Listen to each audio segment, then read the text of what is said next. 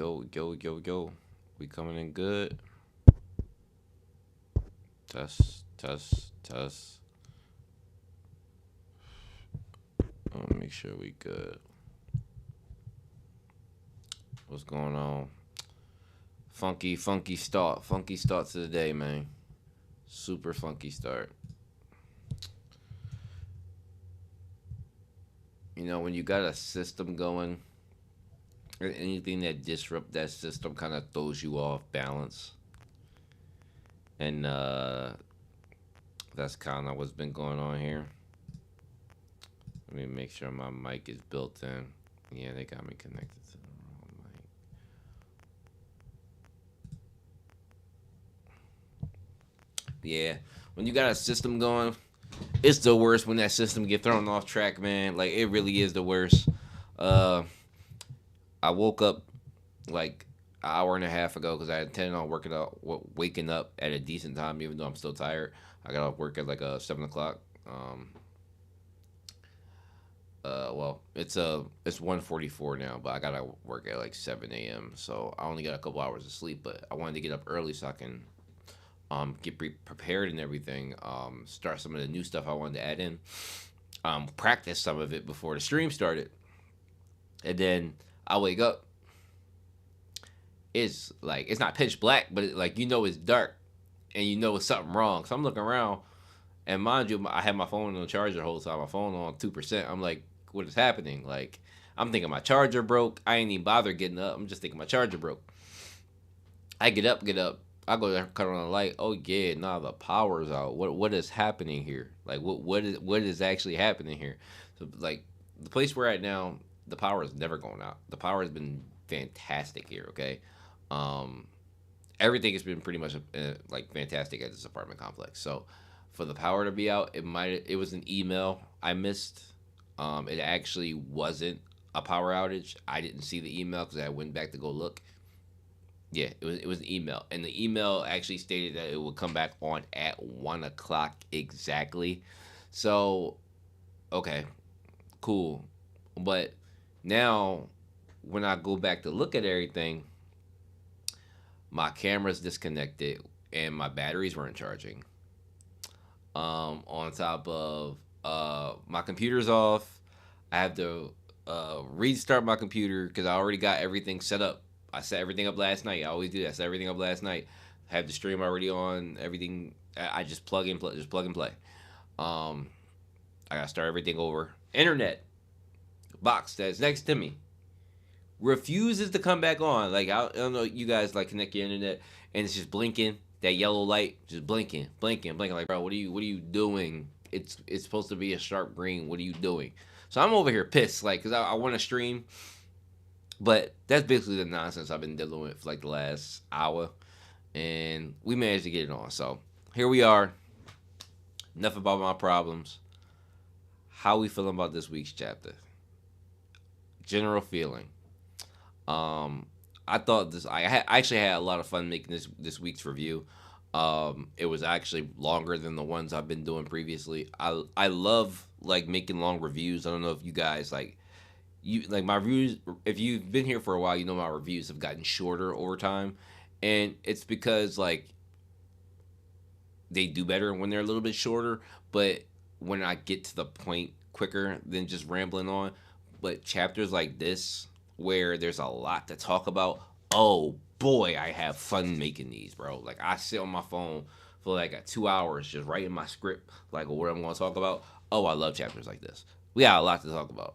So, unfortunately, with everything that started late, this is going to cut into the stream time. The stream might be like an hour and a half. It was supposed to be about 2 hours, maybe some more. But sorry about that. Life happens, right? Anyway. Okay. Okay. Okay, man. Look. If you invested in the Yama last week, you're a rich man. You're a rich man. You're a rich man. I mean, some of y'all saw the YouTube shirt I put out. I'm a little convinced. I ain't even gonna cap. I'm a little convinced right now. Listen. Listen, I'm a little convinced right now, and I hate to say it. I hate to say it. Yo, we gotta give. No. Oh no, hold on. Yama gotta get a Don DeMarco. Okay? Bro is yo. Yama out there at going crazy. Okay? Listen. And I had people arguing with me. I got people down going back and forth with me. Listen, first of all, I need some of y'all to know I'm not arguing for Yama, bro. I'm not gonna ever argue for Yama because like Yama has taken some of the biggest L's I could never defend, bro. But listen here. If you denying the fact,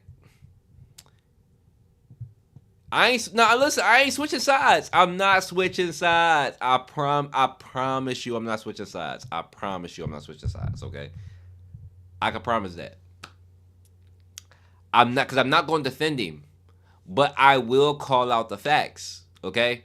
So I'm not going to defend him. If somebody want to go hard at you, I'm gonna go hard at him. I'm just not going to defend him. All right. Listen, bro, destroyed that shield with ease. Okay. That's honestly, that is probably one of the like that might be one of the biggest feats we get this year in terms of somebody who was like okay, like how many people do you think can redeem themselves in the series, right? There's a lot of people who cannot redeem themselves, okay? Lalile, she cannot redeem herself. Karaka remains to be seen. I don't know how bro redeems himself, but it's not looking good, okay? It's a lot of people on Fraud Watch, okay? Like like Ren. Ren's still alive. No matter what Ren does, Ren's an L. Ren been an L, but he can never redeem himself in terms of being a good fighter or even being a solid character. Like even if he turned to Team Bomb, bro, you're still an L. It doesn't matter. If Giskar, by some means of Lord Jesus, if Lord Jesus Christ brought Giskar back from the grave, I would say put him back. Okay? Because bro does not deserve to be alive. But anyway, it's besides the point. Yama destroying that barrier. That's a feat. That's a massive feat, okay? That's a massive feat, bro. Robodon couldn't do it. Big Rob, old man Rob could not do it. But Yama said, hold up. Yama said, he said, oh. He said, hold on, I got this. Bro shrugged his, bro start shrugging his shoulders like, hold on, bro. Like, Yama acting up, yo. I ain't gonna cap. Yama acting a fool out here. I ain't gonna cap. I ain't never see you act like this. I ain't never see you act like this, bro. Oh, excuse me. I ain't never seen you act like this, bro. No, literally hold my beer vibes, bro. Bro said, hold on, watch this.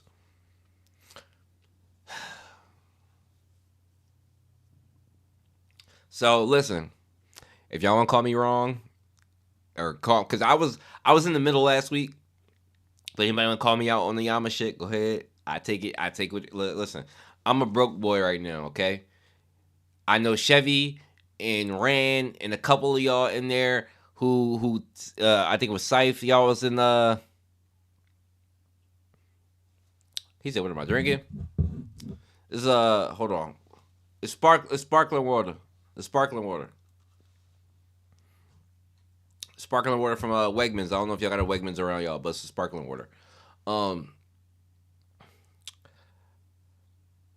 Listen. Those of you who have supported Yama deserve all the flowers, okay?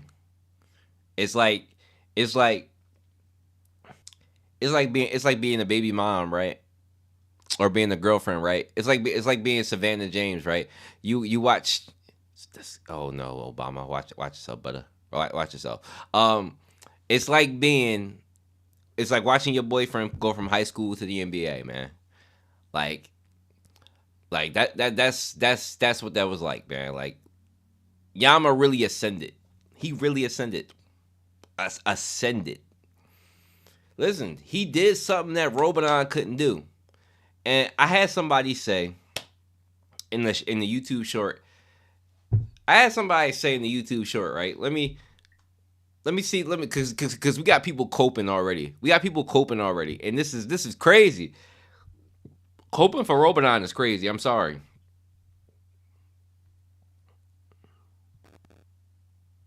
So he replied. I didn't even get to this reply. So I'm not calling you out, this guy Tron fan 77. I'm not calling you out, brother. I'm not calling you out. But I gotta put this on Front Street, right? So he said Robodon was not focused on the attack. That's cap. That's cap. I'm sorry, but that's cap. Okay. I said to him, man, that's a reach. Why waste time when you know your brothers and sisters about to die? The whole point in Robinant even traveling this way was to save his brothers and sisters' lives. Okay? Everybody should know that. Everybody should know that. He only split up with Bomb so he could save his family. So if he could destroy the barrier, why wouldn't he do it immediately? Their lives are at risk. They are at huge stake here, okay? The little brother, the little turtle guy, explained to him what happened. They're in danger. They can die at any second. Why would he play with time if he could destroy the barrier, bro? So bro goes on to say he's leading, commanding the troops on the line. Of course, he can be anywhere on the battlefield. He's probably saving up energy, which is also why he had Cha go out and bait high rankers. Bro, I'm sorry, that is cope. That is cope. That is cope. Because I said to him, that's not enough to disband the argument. Your family's in danger. They've been in danger. They can already, a couple of them could be dead, bro. A couple of them could be dead, bro. Like, let's be real about this. They could be dead. We seen Robodon do that primal punch and one-shot a high ranker. He one-shotted Hugo with it, okay? He damn near fucked Kieran up, who ran with his tail between his legs. So when he shot it at Prowse's barrier, shit got stopped. And he said that he gave Prowse his props. Like, oh, this is one of the second strongest. Like, and then he says commanding troops. We've seen him delegate troops already, bro. We've seen him delegate the task of having his troops travel a different way when he ran with Bomb through the teleporter. And when during the fight when he was fighting Hugo, he delegated the commands to both his little commanders, his younger commanders. So, no, bro. Absolutely not. Do I think Robodon could break the barrier? Yes. But he would have to try. Yama wasn't trying. That's the whole thing we're missing here. Yama said stretch, boom. If Robodon can't stretch and boom, then he can't do it. Like, what are we talking about? The facts are the facts. Like, you making stuff up to go with the narrative that Robodon is, like, all-powerful. Don't get me wrong. Robodon is one of the most powerful high rankers we've seen. Probably the most. Until Yama just got to this level. Like, nah, bro. Like, come on. So I didn't receive his reply. So this is his reply. I didn't see it. He has to be cautious. First there's the cannon, then Prowse, then unknown high rankers. This isn't something we can pull out. He's focused in one spot. He is a commander, and all he did was lead in command.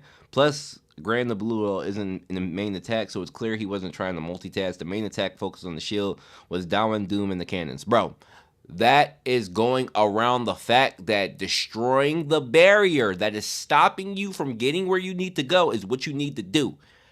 Fuck everything else. Fuck everything else. Yama doesn't care about the barrier. Yama doesn't care about the cannon. Yama said, I'm going straight in. If Robodon, who's not, like, Yama threw his whole body in the mix, mind you. He didn't shoot a beam. He didn't shoot a Shinsu blast or anything like that. Yama threw his whole body in the mix to go destroy the barrier. Robodon's punch is a long-range attack. If he could do it from long range, he should probably do it, but he can't. And you saying that he can is cope. I'm sorry, you're coping for Robodon right now. Not going for that. Not going for that. Yama deserves this W. I'm not defending Yama. I'm dispelling this Robodon notion. I'm not, again, guys, I'm not defending Yama. You're not going to hear me defend Yama. I'm pointing out the facts that Robodon, when he should have destroyed it, he could have. He didn't. So it is what it is, bro. All right, let me read some of y'all comments real quick. That was a little rant right there. See what y'all talking about. So shout out to everybody in here right now. Appreciate y'all. Um, I know Chevy in here, Daniel, Cam, Dr. Passion, Obama talking about what I'm drinking. Listen, brother, sparkling water, okay? I don't drink soda. I don't drink anything with pretty much sugar in it. It's all protein drink. Sparkling water is kind of the backup to like when I'm hungry. That's what I eat with my food normally. No calories, no sugar. That's me. I'm very cautious on what I eat and drink. So, and if you've never tried sparkling water, give it a shot, bro. It's not terrible. Um, Honestly, when it comes to the benefits of it, I would rather have that than have a soda. So, but anyway, that's besides the point. So I'm gonna start off from up there. The other Slayers will get PUs too, power ups. I don't see, the thing is, I don't know what kind of power up Karaka could get, right? Like, what kind of power up could Karaka get? Like, I don't know, unless it's like a way of like, so assuming he's a Zahara clone, right? If there's a way of like making his blood pure to like be stronger in terms of, let's say he can unlock hidden potential of having Zahara like powers, that would be cool as shit for something to have. But I don't see how he would get stronger. I mean, you can obviously learn different techniques and stuff like that, but Karaka is not like a young guy. Like, he's been around for a while. So I don't see how he reaches like top 100 status, which is where Bomb and Yama currently are. He's just getting outstripped by the the Slayers in his generation. I got Lesek over Yama as it is, though. No, Lesek is still way over Yama. No. Let's not trip. Nah, no, let's not trip. Let's not trip. Like, no, there's no comparison. What I was saying in the review, was that if Yama can complete the full transformation with his ancient powers, bro could be Lesek level. He very well could be. He's way different than Yastracha. Like, they're two different people. He has Aronok, and he can complete the transformation. Bro is going to be extremely difficult to deal with, and he's starting to unlock the potential. Like, whatever that sleeping thing did. By the way, what do y'all think about the pot? Like, do you think, like, I don't know. I was thinking of something weird, like Yastracha like broke up the fang and put it in the pot, and like you just sleep in it, and then like the abilities kind of like fall on you and sleep. I was thinking about shit like that, like sleeping powder type shit. Like, that's what I was thinking about. But I don't know what to make of that because we didn't get enough information on that. People want to downplay Robinson just because Yama got the W. Listen, I'm not downplaying Rob. Rob is still one of the strongest high rankers we've ever seen. The strongest, next to Proust and Dumas. Like, bro is him. But let's not trip. He couldn't break Proust's barrier. That's the facts. It's not downplaying. I think many of us expecting Yama to fight Robinson when they were rounding up the Beast Kim. Yeah.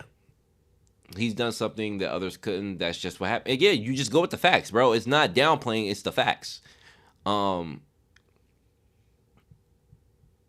So about Enkidu, what do you guys think he will do? Spread the word. I will get to Enkidu. I just want to cover the Yama stuff first. I don't think a secret that the families have sealed some of the memories. I don't think it is a secret. Okay. Sparkling word is crazy. Obama, stop playing me, bro. Stop playing me. Stop coming in my stop coming in my sparkling water, bro. I think Enkidu won't say much. I'll get the Enkidu stuff. I just want to cover all the Yama stuff. Learning techniques even takes time. Yeah, no, learning techniques takes a long time. And we've never seen like have we seen Karaka use a piercing technique? We've never seen Karaka use a piercing technique, right? I don't think we have. Somebody correct me if I'm wrong, but I don't think we ever seen that. Unless there would be thousands or at least hundreds of years time scale, I don't see Karaka reaching top 1. Neither do I. I just don't see how it happens. That bed was crazy. No, that bed was freaky, bro. We not gonna cap. That bed was super freaky. Like, I'm not laying on another man's bed with pillows of himself, bro. I'm sorry. That's mad sus. That's mad. That's imploding. Yama was imploding on that bed, bro. Oh, bro. I'm sorry. He was imploding.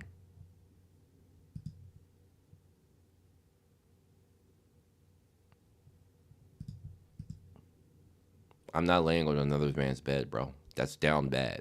That's down extremely bad. I'm not. He got pictures of himself on it. First of all, who does that? You're right. You're first of all. Yastracha is such a strange person, bro. Like, cause yo, who sleeps on the bed with pictures of himself, bro? Who does that? That is, and then like, all right, if he a little sus, he a little sus. But like, bro, hold on, let me make sure I get this right before I say it. He was blowing hearts in his pillow, right? He was blowing hearts in his pillow, right? Pause. I gotta go double check because to make sure I wasn't tripping. I'm not sleeping on that bed. I don't care. You can't make me go to sleep on that. Ain't nothing in that room controlling me to sleep on that bed with another male figure blowing. He was blowing hearts. He was blowing hearts. No, listen. It's one thing if he was bringing shorties back to that joint, like literal other cat women in that joint. If he wasn't doing that, what is happening? Listen, if Yas was that way, bro, I ain't got no problem with that. It's just that no, I'm not sleeping on his bed, bro. Yama, you gotta fall on the floor, bro. You gotta fall on the floor. You gotta listen, you gotta fall on the floor, bro. Okay, like, what are we doing here? What are we actually doing here? Like, no, that was the wrong soundboard. Let's not go. Let's not go. That was the wrong soundboard. Listen, we not going there. We not going there. I fucked up. Let's not go there. Okay. Nah, but that was just some funny shit though. I ain't gonna cat. That was just some funny shit though. He's a cat though. Nah, the cat thing, like I understood he's a cat. Like I have a cat. Like I understand. Like cats have spaces where they sleep. My cat has about 8 places around the house where you can find him. If he's not one, he's at one of the other 8. Okay, I get it. You need your safe sleep space. It's just the fact that man's got pictures of him blowing hearts to sleep on. I don't understand. Like even if that's just for yourself, what we say he's a narcissist, just like a real cat. I guess that's true, but like I'm not gonna get a picture of me blowing hearts, bro. Like that's all right. All right, maybe I'm different. Y'all let me know if I'm different. That was pure implosion, bro. Like Yama put his head on his pillow. I'm just not gonna get over that. Like I guess you gotta do what you gotta do to achieve power, right? Like man. Man, this is crazy. But nah, as far as the Yama stuff go, listen, say what you want. Yama just accomplished a massive feat. Okay, a massive feat. We got to give him his props. Um, Yama stocks are up, man. Yama stocks are up, and that's just a fact of it. So, Yama. Now we move on to Enkidu, man. So, I am highly.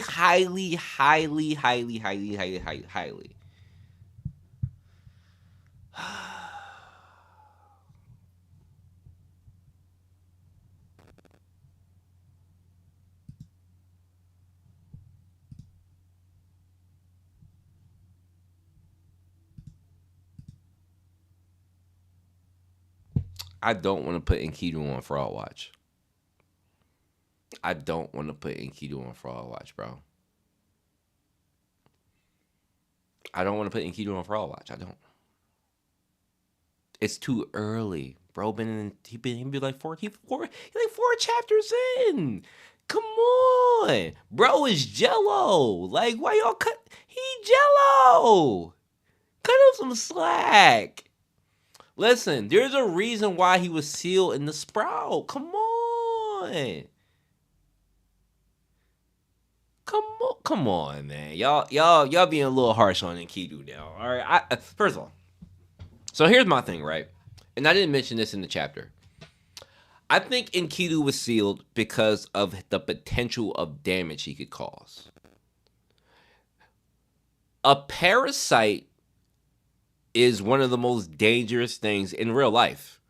A parasite is one of the most dangerous things if it gets in your body. It is.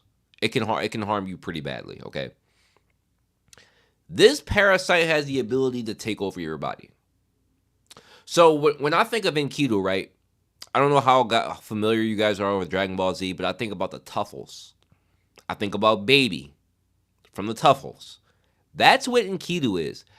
If Enkidu can get in your body and affect and that goes for anybody, that's just like, it's literally the Tuffles from Dragon Ball Z.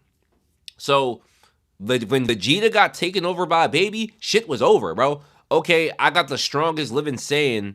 I control his body. It's a fucking rat. Y'all can't do nothing. Y'all can't do nothing with me. None of y'all reached the power of Super Saiyan that I did. So I'm destroying all of you guys in a 1v1 fight.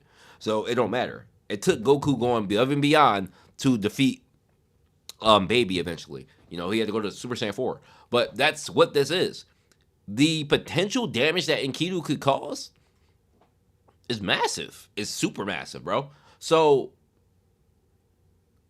is he a fraud? Yes, in terms of being an individual, he probably is a bit of a fraud. Do I think he can beat most high rankers in a fight? I don't know, because we haven't seen him using anything in particular besides get huge in form. Pause. Omega pause. I'm not imploding. Stop it. We're not going there. But that's all we saw. Y'all not beating me. I'm not laughing. We're not going for that. I'm trying to control. I'm trying. Anyway, we're gonna keep going. Amicably. So Enkidu is dangerous. Cause again, imagine him taking over Gustang's body. Like he tried to, right? So he clearly can take over irregulars. Let's also point that out. He can take over irregulars because he tried to take over Gustang. Okay? So what does that say? That it's possible. Now I know we speculating that it's Icarus who he took over, but it's possible for him to even control irregulars. That's an extremely dangerous being to exist. Because imagine he catches Urek sleeping and takes over Urek. Now what? Now Enkidu is top 4 in the tower. Despite how you want to take it, bro is extremely dangerous, okay? So in terms of being by himself, okay, he's not that bad. He's not that bad. What are we talking about? A big fraud. I thought he may be almost family head level. I thought, but okay, he's not individually. I get that, but here's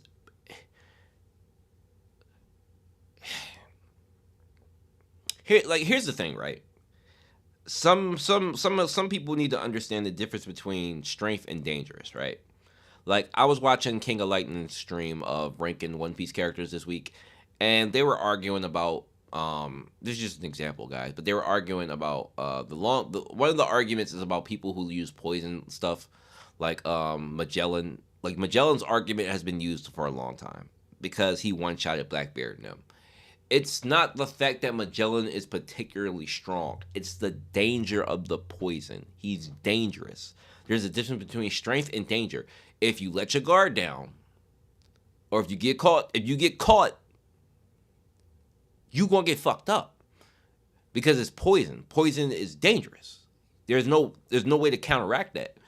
If Enkidu catches you, it catches anybody, like he just caught Garuru. He's fucking dangerous, bro. He's a danger. So if we scale in strength, no. But that's not how we scale characters like this. We scale on the impact that they could have. Okay? No matter what some people do, they can never have an impact.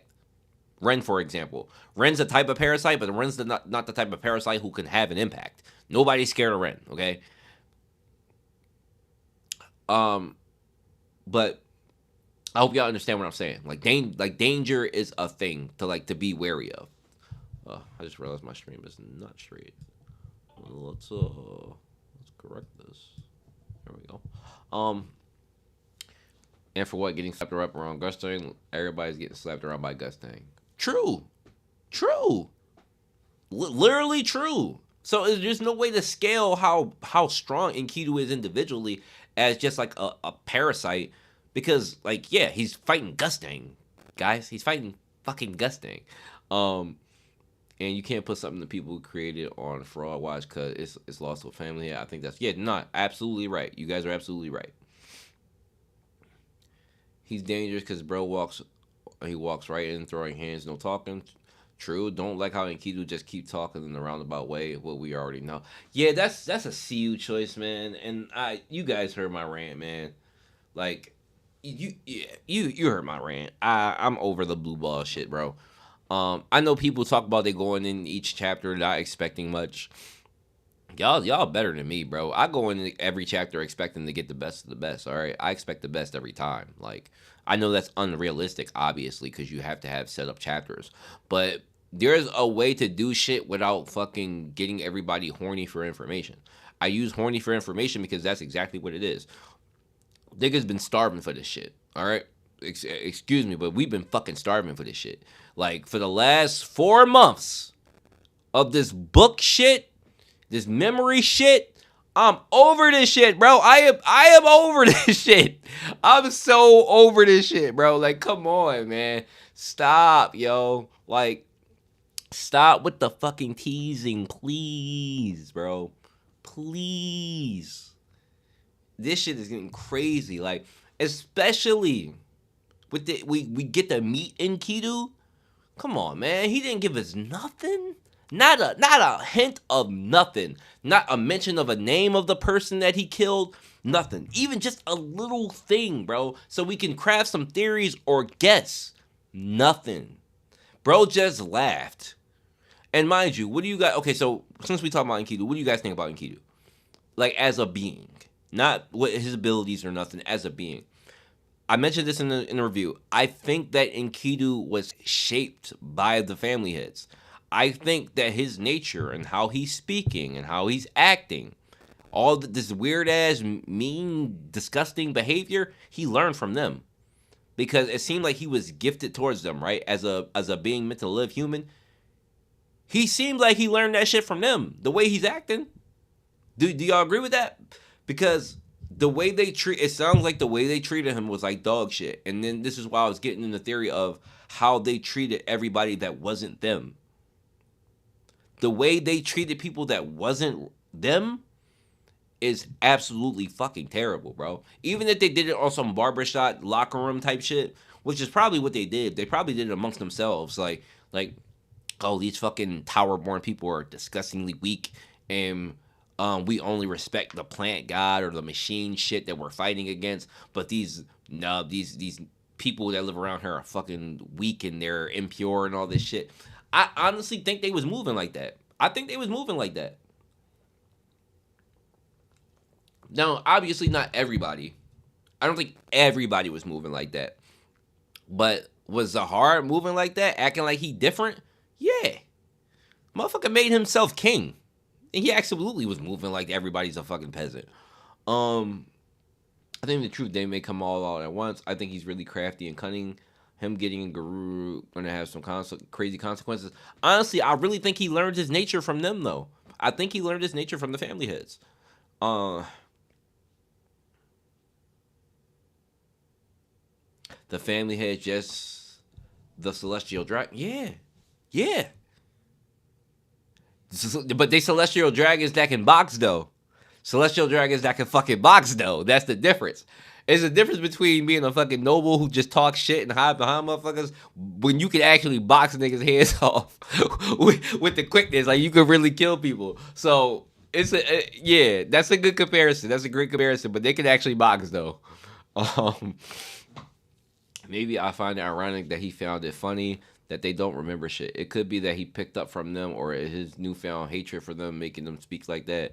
Nah, family here is not equal to celestial dragons. I think so. You don't think so? I think they are. I think they that arrogant. I think they are.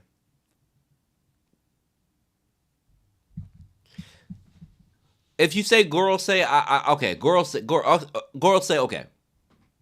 Like yeah. If you guys are caught up in the almost One Piece chapter, the way that Saint Saturn talks, that's exactly how the fuck Gustang talks, right? Like yeah, I don't look at every ant I step on. Like I don't look at every grasshopper I step on. Like yeah.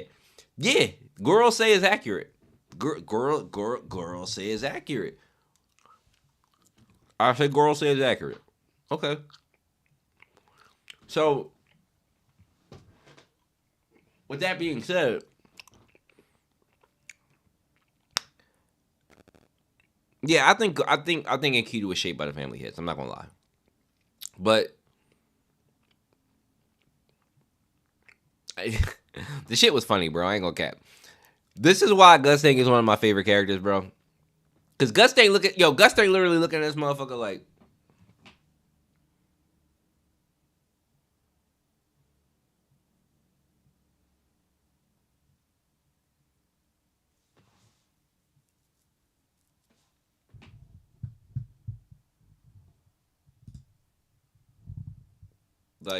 go to sleep. Like literally go to sleep, bro. Like immediately put him on. Like yo, immediately put him down, bro. Immediately put him down. And then and Keto just like in shock. Like the shit was comedy, bro. Bro was like in disbelief. Like I never thought you would put your hands on me type thing. Like you would never hit me. Like, bro. Like why would you hit me? Like like who are you talking to? Like, bro, I don't give a fuck. I don't give a fuck that much. Like, you know, listen, Gustang would rather kill a motherfucker than let him talk down to him, yo. That's how Aaron get, imagine for a second how fucking arrogant of a person you have to be to chalk up information that you've been killing people, setting traps, starting a war over, to when it's in your grasp, you can't take a little shit talking. It's like, motherfucker, what? I'm not taking this. I'm not taking this from you. Like the fuck? Implode, motherfucker. Yo, what? Yo. I ain't never seen no shit like that. Like, bro said, I would rather burn you to a fucking crisp, little man. I will burn you to a crumb than let you sit here and laugh in my face. Like, who are you talking to? Who are you talking to? That shit was epic, bro. I ain't gonna cap. Like, and then he goes on to say, I'm still that psycho, bro. I'm still that psycho with glasses. Like, let me remind you, when Clay your ass was sealed too long, I'm still him. I don't remember shit. I remember I'm still that fucking guy. Like that's yo. Gustang is him, bro. I love Gustang, bro. I love Gustang, bro. Um Personality wise, it could be case because he was among them for a time and that after he was created. I'm the same ruthless psychopath wearing glasses. Facts, bro. Uh, I can see Blood Matter being one more friendlier. I think so too. Truly one of the best one-liners. He said, "Don't forget who I am." Gustang threw his scheme immediately and put it in. Honestly, no matter what translations you went through, whether it was I know the guy's name. I was just reading it. The guy who translates the stuff itself, the turtle. the guy who does the turtle shit. And then Comic Sans, whatever translator you went through, Gus Dang's one liner was badass. Well, whatever way they translated it was badass, bro. Super fucking lit. Excuse me. And then, what did I tell you guys, bro? What did I tell you guys, bro? Rachel was gonna be salty as fuck. Salty, so salty that she's gonna be petty. We know her nature, right? We knew she was gonna do that, right? Petty Betty, bro. Uh, for someone sacrificing his family members for a mentality, I don't think so. New viewer, Iron Man. What's up, Iron Man? Welcome to the stream, bro. I appreciate you being here. Have you looked at the Legend of Enkidu and Gilgamesh? I think there may be a connection to Tog and Enkidu. I have not, and only because it's been proven before in a lot of concepts in Tower of God that Siu is just a fan of mythology, and most of his shit never actually translates to a lot of shit.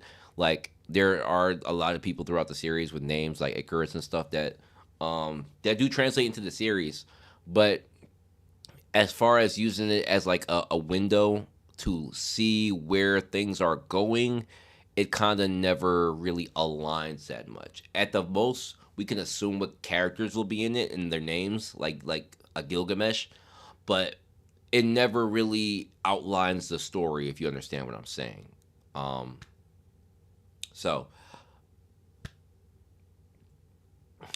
I think Rachel is going to plot against Gus Dang. Absolutely, she's petty. We know Rachel is petty, bro. We know she petty Betty, bro. Like, she immediately went to cope. Like, this man gave me a fake watch. He gave me a fake Richard Mille. Like, he gave me a fake Rolly. Like, that's what he did, bro. He gave her a fake Apple Watch, bro. And she's sick, so sick over it. Her like pleading the Garuru, last minute move. Now, I don't know what this bomb stuff means. Does anybody have any idea? Because I don't. I could not come up with a theory or a thought behind this. Does anybody in the stream have any inkling of what she means when she say, if Belier can capture bomb, they can escape? What does she mean by that? Because how does bomb help you escape? I don't understand that. Bomb's not going to help Rachel, right? Do we think Bomb is still that naive? Do we actually think that? If you said yes, I wouldn't fault you, but I don't think so. Like, if Rachel wanted to escape, I don't think Bomb helps her. So what is it that she's saying if they capture Bomb? Like, is she going to use them as leverage? Maybe it's the leverage play. I'm gonna be honest with you, and I was saying this in the I said this in a comment. I'm so tired of the leverage play. Like, seriously, see, it's one thing to, use the same outline in arcs over and over again. I can deal with it if it's written in a different way. But the leverage play is getting so fucking old. I'm a little tired of it. I'm like, and I hate to be a picky guy because I don't like to be picky. It's just that I hate to see the same shit over and over again constantly. The leverage play was the same thing we just saw Kieran just try to do. The leverage play is literally what Belier is doing right now to Trom with holding the hostages for his family members. Like, it's the leverage play. The leverage play. It's always trying to hold leverage. Like, I'm over that concept. That's what's looking like for Dumas. Dumas is going to capture Rack and Kun and try to use it as leverage to make Bomb come with him. Like, I'm over that play. Like, it's used constantly. So if that was Rachel's aiming for, like, she's the last person I want to see have leverage. Like, I don't want to see that from her. So please come better, Rachel. Like, please, that shit is tired, bro. What we talking about? It's weird how terrifying Gus Dang was portrayed compared to. Oh, I bet she brings up Arc Raptor's daughter trying to make up for her what she did. That would be ass. Yeah, I would. It's weird how terrifying Gustang was portrayed compared to Tron. He was still terrifying. Do you think Tron will step up his game or nah? I think Tron steps it up. Especially if he like. I think we get to finally see the real Tron, and I've been saying that for the past few weeks. We get to see his true nature. We may get to see him actually care for his family since they're being used as leverage because there's a reason why they have to be doing that, right? It can't just be like, oh, well, what if he does or doesn't care about his family? He has to. That has to be the reason. Like, so maybe we get to see the true Tron, especially if he gets his memories back. Karaka is such a bum that I don't think he can beat Doom with one hand. Damn, not defeating Doom is ass. That's a terrible Slayer. I think Bomb. It's the matter of the third faction use them as leverage. If it's the boss in them, okay. If it's Rachel, fuck no. I don't think she said capture Bomb. I think she meant if Bellier got Bomb here that Rachel wants to try back because I thought, fuck no. I hope fuck no. Bomb better not be that fucking stupid, bro. She manipulative and can probably talk Bomb into helping her. I really hope that's not the case, fellas. I thought Bomb was better than that. Bomb is still kind of naive and too soft. Would not harm Rachel. Would even try to save her if she is to taste her. But didn't he say he would smoke her if he saw her again? Didn't he literally say that, man? That would. And at the end of the day, if she's near Bomb, unfortunately, he won't let someone kill her. That's true. I believe that. But helping her escape is like another thing, right? I mean, I hope Bomb meant what she said about her last night. Yeah, I hope he meant that shit. Does he mean that shit? Probably not, bro. Probably not, bro. Um, yeah, probably not. So, as far as the Gustang and Kidu stuff, I think that's it, right? Um, Gustang is gonna go. So where does Gustang go from here, guys? Does he go to Bomb? Like, does he just go to Bomb and just like, yo, get that shit up? Like, give me your lunch money. Like, get that shit up. Like, does he go to him, or does he go to actually participate in the chess piece killing game? Where is Gusting walking to right now? Because he said he needs to capture Bomb. So my thought would be he goes to capture Bomb. Like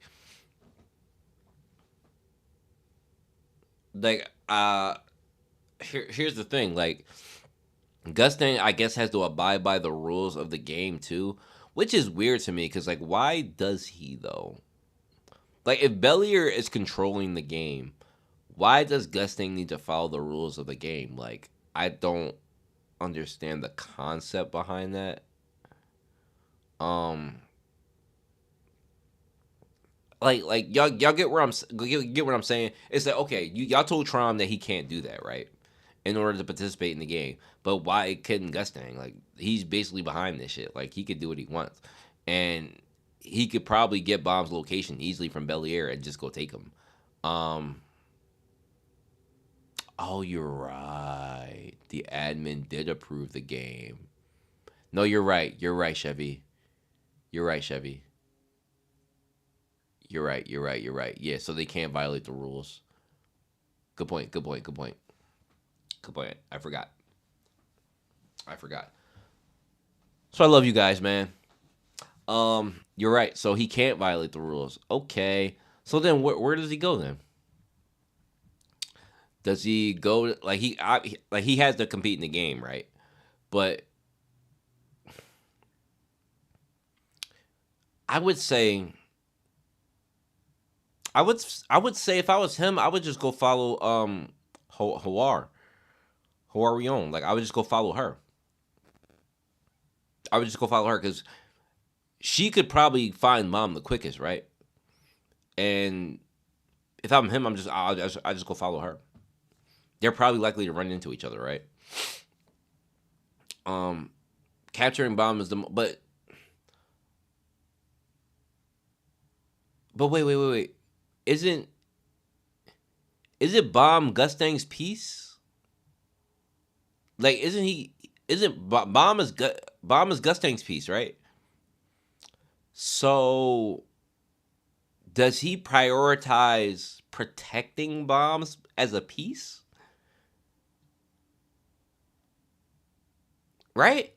That's what he would do, right? He would prioritize protecting Bomb. So like if he got in contact with Tiara, right? It would be like he might have to wait to play the chess match because he wants to know the information. I would think though, if he's participating in this killing piece game, Bomb is his piece. So he would prioritize protecting Bomb, right? So yeah, Dumas wouldn't necessarily capture Bomb, would he? Because what would the point be of that?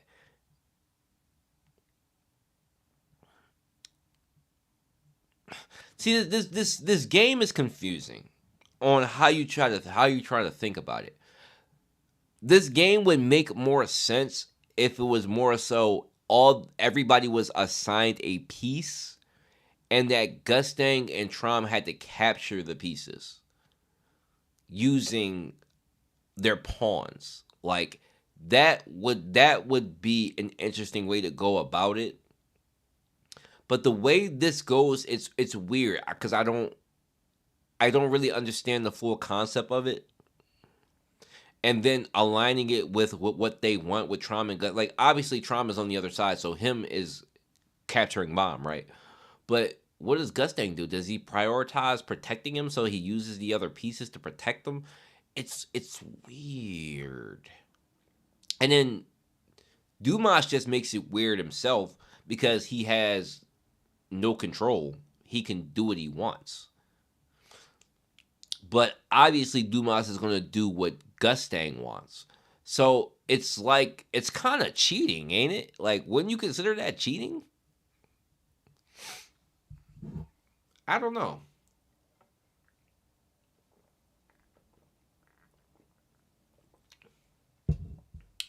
You thought she would go to Lustlak? Who, Rachel? That's interesting. Rachel should be in contact with Lustlak, shouldn't be? She should have like his pocket information, shouldn't she? Technically speaking, she should.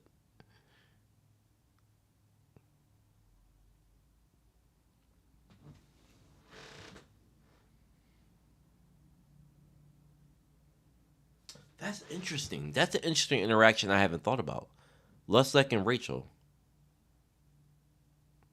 Rachel could absolutely set Gusting and Trauma up for some shit using Lustlak. She absolutely could. I mean, she's with the Revolutionaries, right? So she has her third faction she's with. But she could absolutely line some shit up. If she was smart enough, she could line some shit up.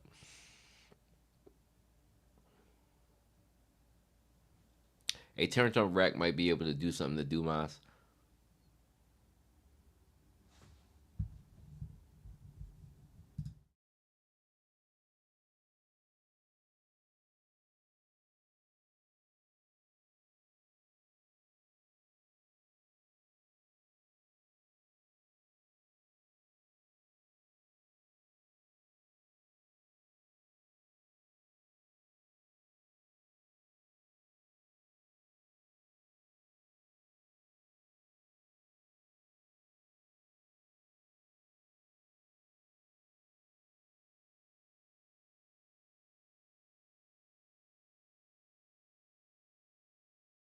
That statement, Cam. I am baffled. I am I am I am baffled, brother. Holy. Yo, no. No. What are we doing here? A turned up rack can do bro, do unless unless by the glory of yeah, okay. There we go. You going where I'm going. Unless he uses his native power, which he has not unlocked. Native power plus ancient spear plus I don't know what the fuck else. He needs everything. Bro, what is he doing to Dumas? Listen, all right. I guess we might as well go here, right? We might as well go here. The controversy. The most talked about subject this week, man. So the most talked about subject that I've seen in the forums that aren't mine is Dumas should have blitzed Kuhn. And everybody, and I mean everybody, 90% of the fucking fan base is pissed about this.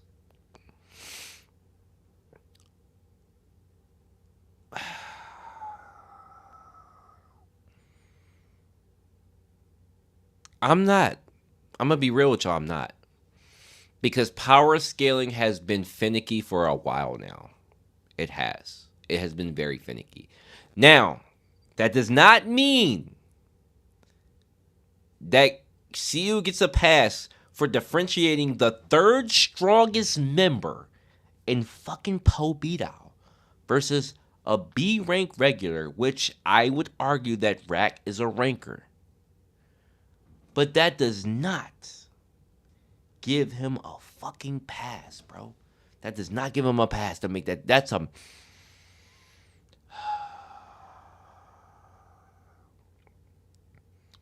Listen, for all the people raging about this, it's fair game, bro. It truly is fair game.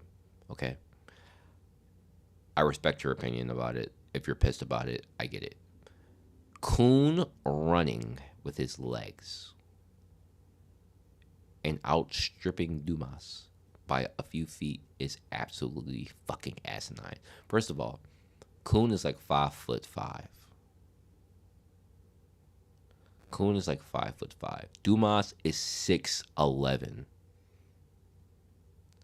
Dumas is 7 foot. Had you seen his legs? He has 3 toes. Bro don't need much traction. He has claw feet. He's like a fucking rooster. Bro should be able to catch Kuhn in 2 strides. Just talking physically. Not even talking about Shinsu boost or physical ability wise. Kuhn is probably the most incapable physical person on the field right now, to be honest. Physical strength, Kuhn is probably the weakest person on the field right now. And that's not an understatement. That is that is the truth, bro. That's not his strong suit. We know that. He's not Rack where he can get busky all of a sudden and throw a fucking spear 10,000 yards. Like,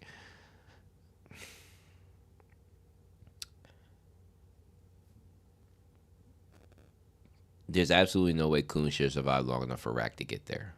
I'm sorry. I absolutely agree. The controversy is real. There are people legit talking about dropping the series after this. If CU doesn't explain it in the next chapter. There are legit people talking about it. Because the power scaling has gotten so out of fucking hand. Now, I don't think it's that deep. But is it fucking weird enough for me to call it out and talk about it? Absolutely. It's fucking stupid, yo. Like, Dumas is the 3rd strongest high ranker in Po Beatdown family. We're talking thousands of people, bro. Thousands of people.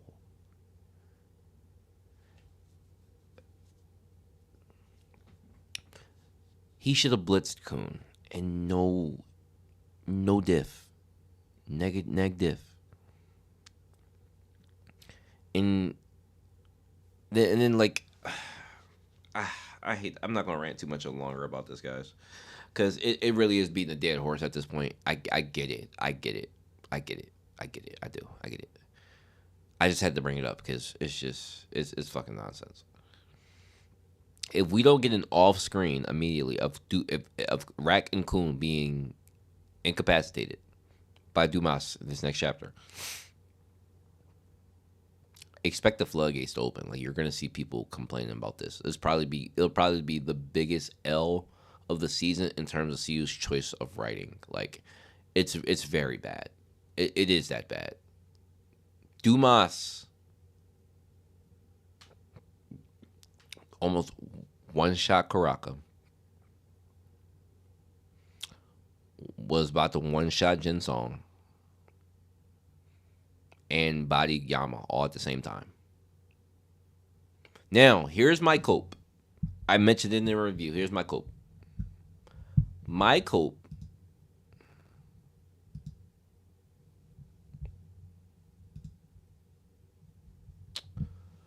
My cope is that Dumas is poisoned. Okay, that's my cope. Dumas is poisoned. That's the only justification I can accept. The poison has gotten to his body and it's deeply affecting him. He's not regenerated his arms. That's a sign. That's a sign. Because when he got his fucking core shattered by Jin Song, he immediately regenerated. Immediately, guys. That is a fact. He did immediately regenerate immediately after it happened. He has not regenerated his arms, and he's had plenty of time. He's been standing still, listening to people talking shit. He could have regenerated his arms. He can't. But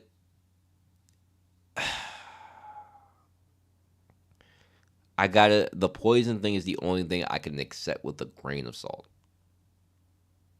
That's it. I did find that weird, but then I remember he has no arms to reach for him. That's true, but man has legs. Legs has paws. He has a mouth. Like, there's ways to incapacitate a person without arms. Obviously, like.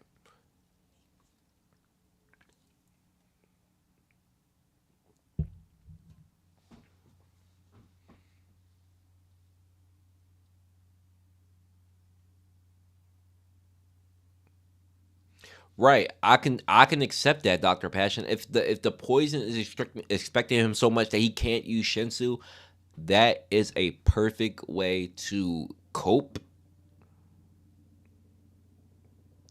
But in terms of just physical strength, Dumas's feats, what we've seen so far, he should have been able to capture Kun, no problem, man. But if he's weakened by the poison in every way, shape, or form, I could take that.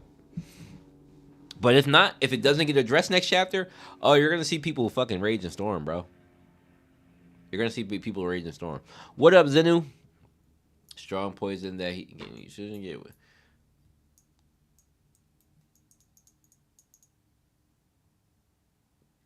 Thanks for stopping by. Sucks you can't stay. But isn't Kun also one of those things? Yes, but here's the thing. Why chase Kun then? If he wasn't gonna do something with him, right?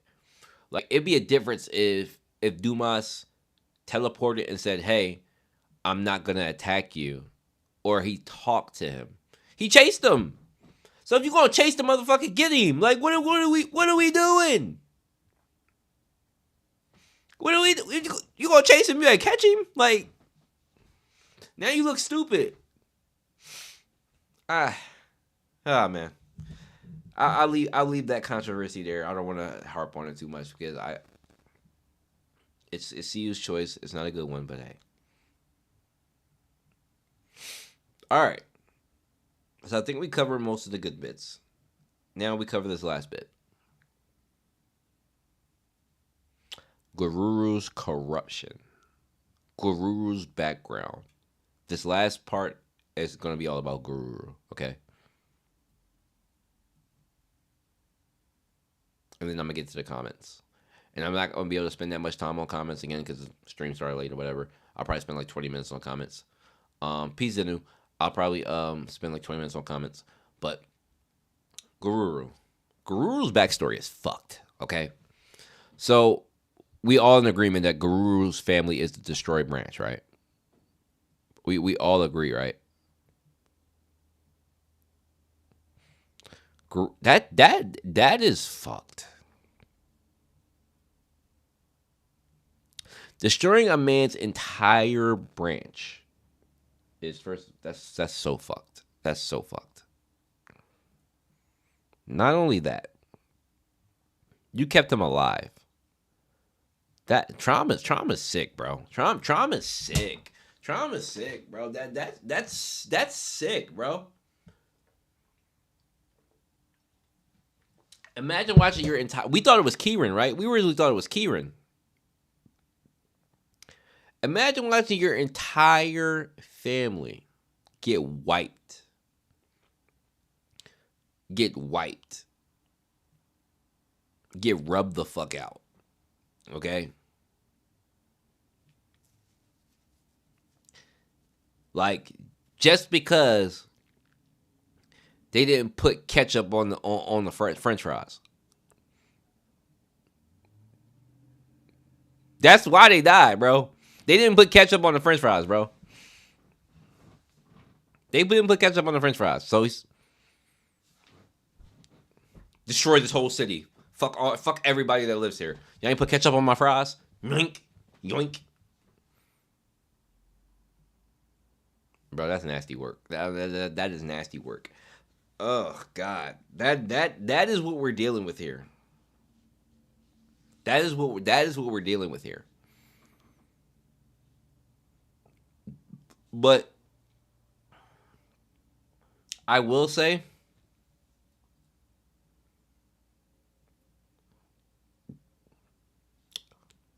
I will say, Trom hasn't been unaware of Guru's nature, obviously, because he knows that Guru is a traitor. But like that's an L on Guru's part because you would assume that, right? Like here like if I destroyed your entire family, of course I'm gonna have people watch you. Like that's just common sense. I'm gonna have people watch you, bro. Like you're the obvious first person that would start a revolt, bro. Like what the fuck are we talking about? Yeah, I murked your entire family. Of course I'm gonna watch you, bro. So was Guru smart in the way he's been moving? Probably the fuck not. Guru's actually pretty goddamn naive to think that he wasn't being watched. He's pretty fucking naive. I ain't gonna cap. Like that's because like in all honesty, if I'm Guru, I quit, bro. I quit. I legit delete myself. I legit probably delete myself because what can you do? You're dedicating your okay. You're gonna dedicate yourself to find a way to destroy this man. How? How?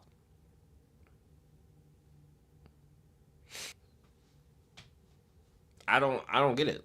Like I if just okay, it's like so I guess you can give Guru a certain amount of respect, right? Cuz you got to think about where he's coming from. Man's got everything taken away from him. He's been given power and then he has to move around while still like chasing after the dream of killing Trump. You got to give him some respect, bro. You got to give him some respect, bro. You do. Um and even like he was telling himself this chapter that I have to like stay focused. Like I have to stay focused. Like I thought Guru was kind of ass, but this did give me a level of respect for him because like he's like I gotta stay focused. Like this man destroyed my family. Like I gotta do what I gotta do. Like fuck it. Like it really is fuck it. Like I'm discovered. Fuck it. But like he's moving like that. Respect the Guru, bro. Really is. He's not as bad as a character as I thought he initially was with this as like a understanding of what he is. So I give him a little bit of credit. I do. Now, Enkidu corrupting this man. What is going to happen, guys? What's going to happen? What the fuck? Listen,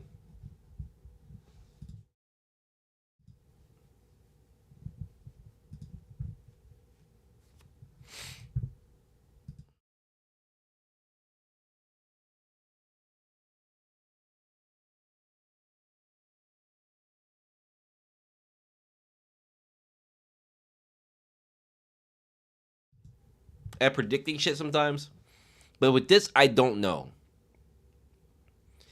If you told me that Enkidu was a parasite that was going to possibly capture Garuru, and now you have to think Enkidu has all the information. Yeah, I keep doing that by mistake, Chevy. I don't mean to keep switching to that screen. Um, Enkidu has all the information. He has all the information that Trom has. If I'm Enkidu, I'm going after Bomb. I'm going after Bomb. Now, we know that going after Bomb might be a mistake. But imagine Enkidu getting control of Bomb. That would give Enkidu control of Leviathan. That would give him control over Leviathan. That would give him control over the memories and the thoughts. That would give Enkidu control over everything. Can he capture Bomb? Probably not. We know Bomb is the X factor. He can't be controlled by most shit. I would go after Bomb. If he was able to get Bomb, well, no, Cam. I don't think I would think that capturing Garuru would give him access to the memories and information. If it doesn't work like that, that's kind of stupid. Because, like, if you think of parasites, they invade your mind and they take over your brain. They take over your body. So they usually have access to all. Stop calling me. They usually have access to all the information that you have, which he should. Like, technically speaking, he should have the information. If he's in Garuru's body, he should know what's going on. So if I'm him, you go after what Trom wants, which is Bomb. Then you use this to fuck with him, like, in every way, shape, or form. Like, you tease him about the memories, the shit he's forgotten, and that, oh, you want this irregular, and he's supposed to be the one to kill you. Like, like imagine Enkidu and Bomb body killing Trom, which it would in turn cause Bomb to kill Trom. That would be a fucking nasty turn of events, bro. That would be a nasty way to do shit. Do I see it happening? No. But Enkidu as Bomb killing Trom would be fucking nasty, bro. That would be a nasty way to do shit. Enkidu's... Here's the thing, guys. I don't think Enkidu merely serves as a reminder to Trom. I think he has some type of effect. Now, if he causes mental scarring, that's probably good enough for me. If it causes Trom distress, that's good enough for me. But I would like to think that Enkidu has a little bit more effectiveness here, other than just being a memory. If he could do something in terms of damaging Trom, damaging Global P, or even damaging Pobito, that would be great. Because he's a bit of a menace. And I would like to see him be a menace. Because right now, technically speaking, Enkidu could be looked at as a fourth faction. Like, I don't know if he can corrupt multiple people. It'd be lit if he could. It'd be fucking lit if he could. But if he can corrupt one person and he can get a hold of a strong person, that's another X factor that could fuck shit up. I like that play, me personally. So does Zahar remember? If yes, does he want the other family heads to remember? If he doesn't want them to remember, Zahar is sent forced to destroy Enkidu, Gustang, and the Dory shows up. I know everybody wants this Dory thing to show up. I don't think it's happening, guys. I'm sorry. I've said it multiple times, but I really think that we are on an island alone here. I don't think Zahar knows what's going on. I don't think Zahar is supposed to get involved because Trom told him not to. If you want me to handle this, I handle it in my own way. You don't get involved. And if Zahar gets involved, that's a red flag to the rest of the families because they said the power balance, and the power influence, Zahar is not supposed to get involved. So, like, a lot of people assume that Gustang is working with somebody, right? So let's just say, for instance, it's the Ari family. If Zahara gets involved, that gives the Ari family credence to get involved. Zahara's not supposed to get involved, but if he does, okay, now the Ari family can get involved. Like, oh, y'all not about to just jump Gustang. Like, that's not, y'all not about to just do that. Like, we're friends. Like, I'm not about to let you sit here and do that. Because I don't think they all bow down to Zahar necessarily. Do they respect him? Do they give him the title? Yes. But do they I don't see a scenario where if it's Zahar and Trom versus Gustang, I don't see the rest of the family heads letting Gustang get jumped. Like I don't see that happening. That's not how they're supposed to operate. They're all supposed to be friends. They're all supposed to have mutual respect, and they all hold their own different types of power and weight. I don't see that happening. So if one person moves, then the another person has to move. That's just how it's supposed to go. It's been mentioned that Trom's family and Gustang's family are pretty close in strength, so they have to move against each other. Zahar getting involved would be a massive power imbalance, so somebody else would probably have to get involved. Um, I don't think Zahar gets involved until afterwards. And even if Zahar gets involved, it's after everything happens. So, for instance, Trom gets his memories back. Zahar, Gustang and Trom decide not to fight. They end the war. Zahar's not going for that. Zahar's absolutely not going for that. If Gustang and Trom end up not killing each other and they end the war, Zahar's not going for that. He's absolutely not fucking going for that after the bracelet was stolen. He's not. He's not. He's going to fabricate a story or something that puts all the rest of the family hits against the Lobo Pia and Pobito family. So they're all enemies in the tower. Because despite Pobito already being enemies of the tower, it'd be nothing to Zahar to just say, okay, let's just throw Lobo Pia on there too. We'll throw them on there too. And now that gives the other families a side eye, like, okay, why are you targeting two of our friends' families? Like, that looks weird. But there's still there's a staggering majority. Like, Zahar's side still has a staggering majority of army of strength. It's still over fucking whelming. Like, it's overwhelming. So shit can get crazy, bro. Yeah, and then you keep them divided. That's what you're supposed. Yeah, that's the smart way to do it. Um,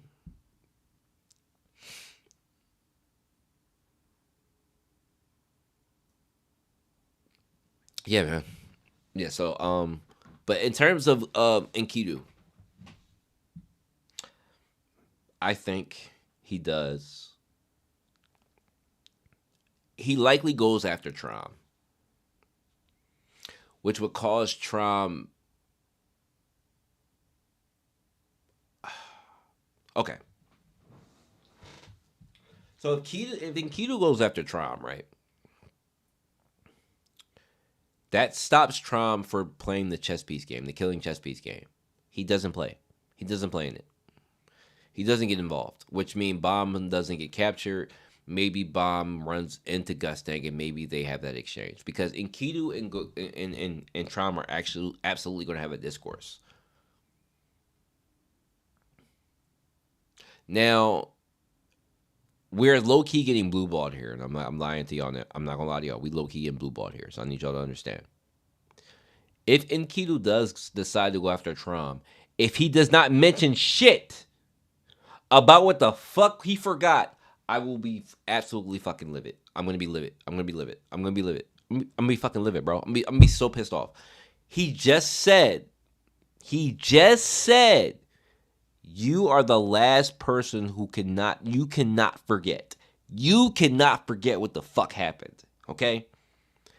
If we do not get the context of what was forgotten, if Enkidu decides to go for Trom, I am going to fucking rage, bro. I am going to fucking rage, bro. I might even take a week off the series, bro. That's how bad it might get, bro. Don't make Enkidu go for Trom if you're not gonna tell us shit, bro. I'm telling you, do not do that, bro. Don't do that, bro. I'm tired of this shit. I'm tired of this shit, bro. Gusting and Trom. Thinking about it, the 10 families could dethrone the heart if that's what they wanted. They could. Absolutely could.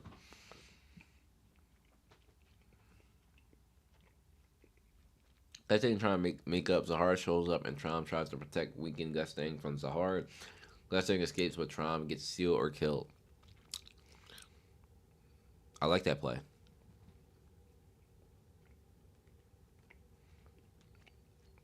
I'm definitely taking a week or two if that happens, bro.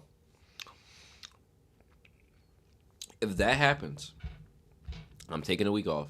I'm letting y'all know now. I'm taking a week off of YouTube as far as streaming Tower of God and making a review. I'll come back in 2 weeks and make a 2-part review, which would be like a 30-minute review of both the new chapters. And I'll do a super long stream.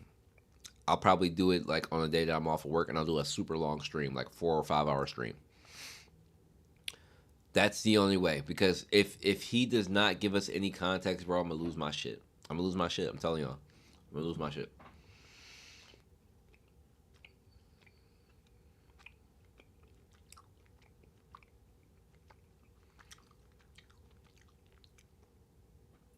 Let's name try mom. No, that's not enough.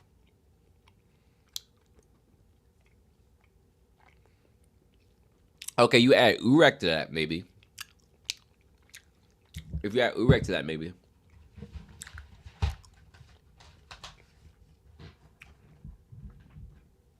But there's still a lot of great warriors, bro. We still don't know how vast their armies are. And I don't think they sit around and let Zahar get killed. So I don't know, bro.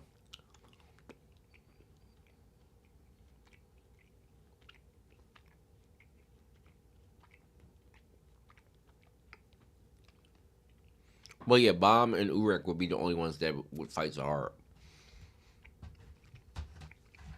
Bomb and Urek would be the only two people who could kill Zahar.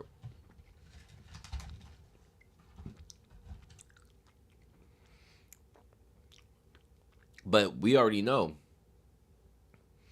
Bomb and Urek don't want to kill. It's at least Urek don't want to kill right now.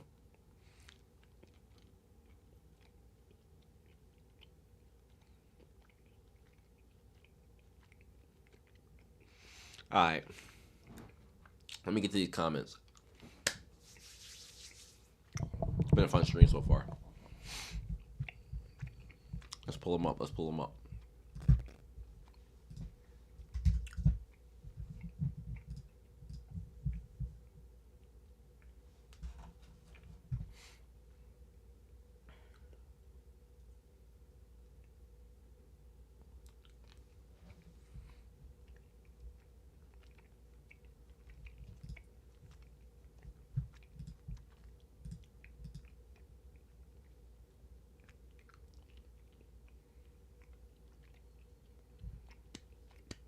Oh, wrong email. Shit.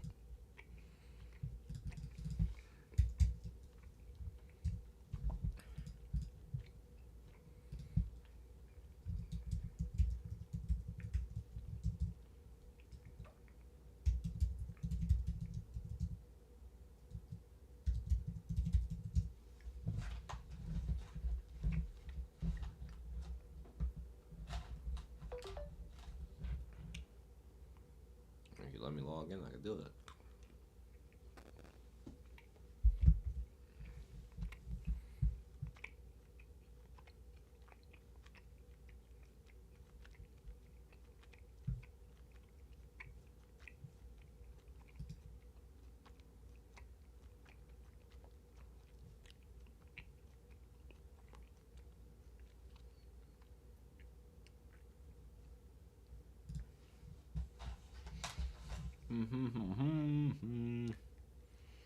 Sorry, a little slow pulling it up.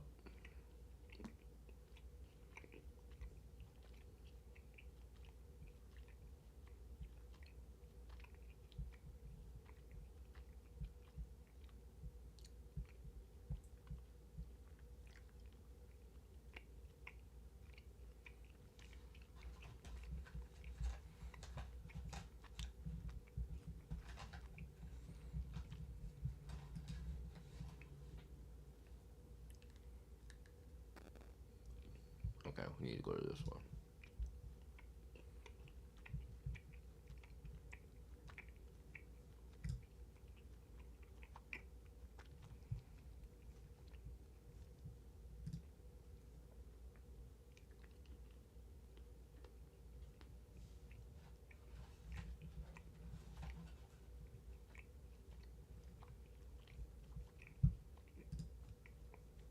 All right.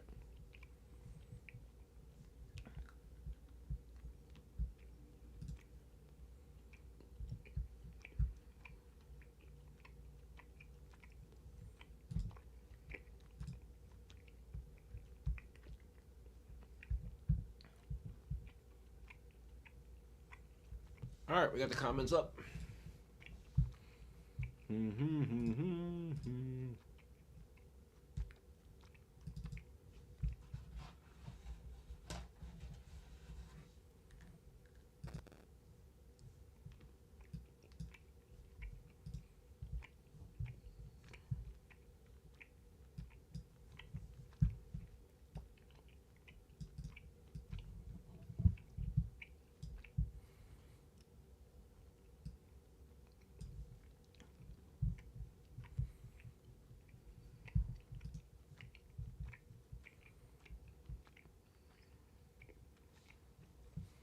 Alrighty. J. Cool, where you been at, man? J. Cool ain't been in stream in a little while now. Where J. Cool been at? I miss J. Cool. J. Cool been always the one asking questions. J. Cool would be like, "Can I ask you a question?" Every time. I miss J. Cool, man. Slide back up in the stream, brother. Um, so J. Cool says, how much stronger is Yama now? Because not even Lobadan could break Proust's barrier, and we know Yama not long. Excuse me, and we know Yama not just too long ago. He was fearful of Lobadan's power. Well, how do you guys want to scale him? It depends on how everybody wants to scale him. I would right now. He looks like he's like we got to go with the feats. So I think he's over Lobadan right now. Now we haven't seen Lobadan go all out. We haven't seen him use all his power and everything. Is he stronger than Lobadan? I don't know. Remains to be seen. And it's also his body has to get used to the power that he has now. He has to control it. So I would kind of put them at the same level because I think that Lobadan could destroy the barrier, but he didn't. So I gotta hold that against him. So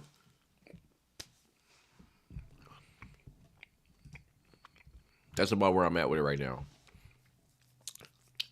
This guy said a monster. Ibrahim Surti said a monster. Imagine Yama was always this strong and he would just sleep deprived. I mean, obviously that's not what it is, but if it was, that would be nasty work, obviously. My boy in Mallow. And Mallow says, I think Slayer hype is needed. Less like and Yama bring up the reputation. That is fact. That is a fact. That is a fact. Less like has hyped the shit up for Fug again, and Yama's hyping shit up right now. Fug looking good right now. It's a Fug stock's looking good right now. All right, they're looking good right now. Can't cap.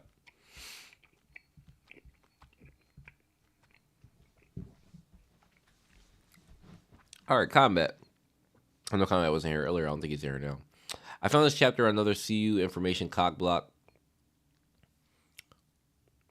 Facts. So the entire time we've been saying these family head guys are ruthless, omnipotent beings that, excuse me, omnipotent beings they can kill at the drop of a dime or take who they want, right? The one time a family head actually acts like a family head, he kills this so-called bug, is the one time we don't want him to do that. That is tough titty, bro. Clearly he did that on purpose. I don't know how I feel about that. Honestly speaking, that comment was kind of accurate as fuck.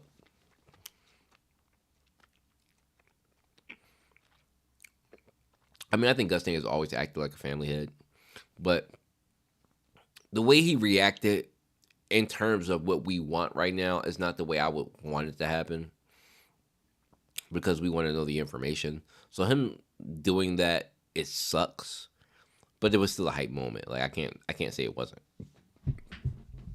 The family hairs are not omnipotent. Omnipotent means, or am I?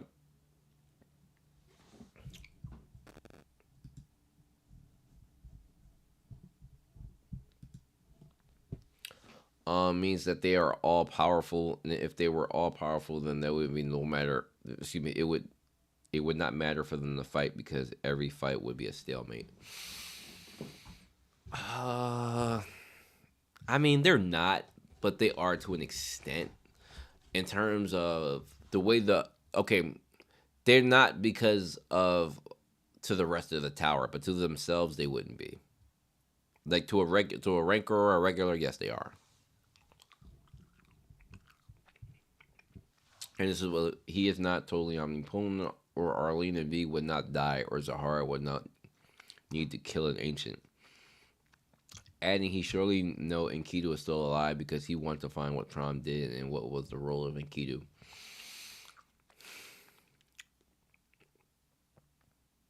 Okay. So this guy is saying that Gusting. Yeah, I would say that they are kind of omnipotent. Like they are in a way. Because if you're a ranker or a regular, there's nothing you can do. There's nothing you can do.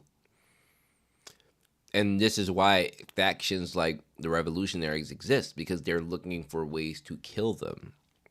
They're looking for ways to disrupt shit. You could say Fug the same thing, but that's what Lustlek wants. But like Slayers can't, like, this has always been my thing with Slayers. You can be a strong ass Slayer, even Lustlek strong, but how do you kill a family head if they're fucking immortal? If only irregulars could kill them. Like, it was always like, you can build up your army, and Yama could build up their strength all the way up to what point? Because if they can't get killed, then what's the point? Now, this is where I think the bracelet comes in hand. Where I think the bracelet can go around in contracts. That is my thing. I think the bracelet of Zahar exists to go around contracts. So, for instance, Trom's power to control things could be a contract. It could absolutely be a contract. His ability to control things could be a contract. If Enkidu, who was under Trom's control, went insane because Zahar used the bracelet to go around the contract and cause Enkidu to go a bit crazy and kill whoever he killed, that's been my theory for a while now. So, and they said that the bracelet of Zahar, and I quote, the bracelet of Zahar is needed to destroy Zahar. It is needed to destroy Zahar. So, and in the way Gustang talks when he wears it, he told Trom that he could kill him because he understood how it works. So I don't think he would make that empty threat. I think it literally works like that. And you can take it how you want. That's just what I've always interpreted.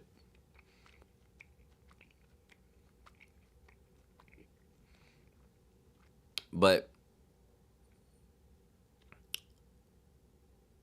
yeah, that's pretty much it.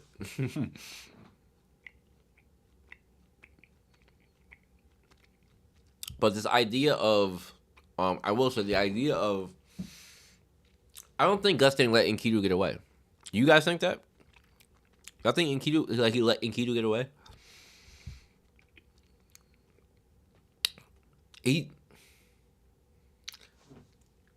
Gusting always leaves hints.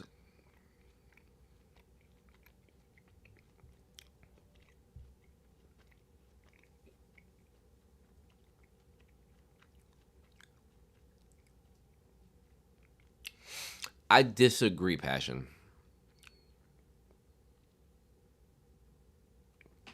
So, the best place would not be him. It would never be him. Because there could be an instance where if he fought Urek Manzino, Urek could take it from him. If somebody like Phantominium, which is a hard example, but if there was an irregular who was strong enough to come up in the tower, come up in his place, and just take what he wanted, what the fuck could you do? You couldn't do anything about it. The thing with the thing with the bracelet is it's under protection. It's technically under protection from admins and the rules of the tower. Rankers can't enter the hidden floor. So there would be nobody.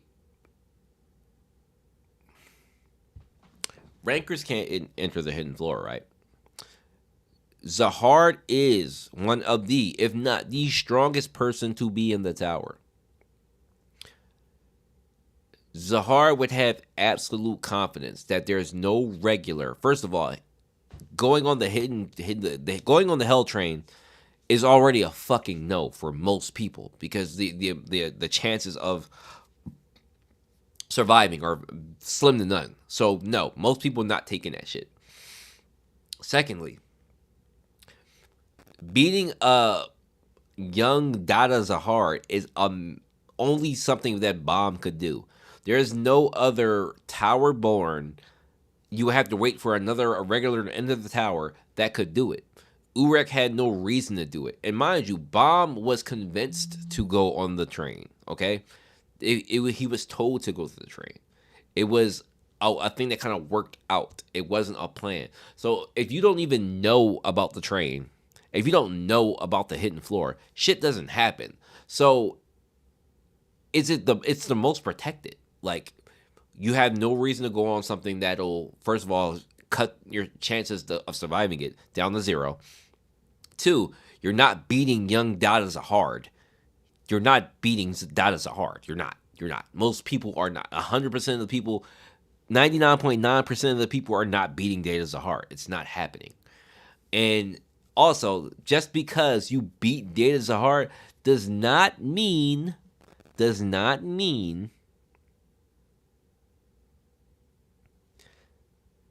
he gives you the bracelet. He gave it to Bomb because of what Bomb told him, their conversations, their fight.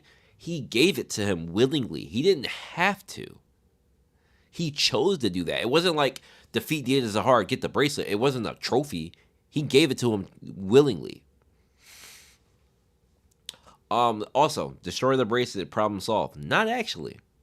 It depends. I don't think you can just destroy something like that. Because first of all, one, we don't know what it does.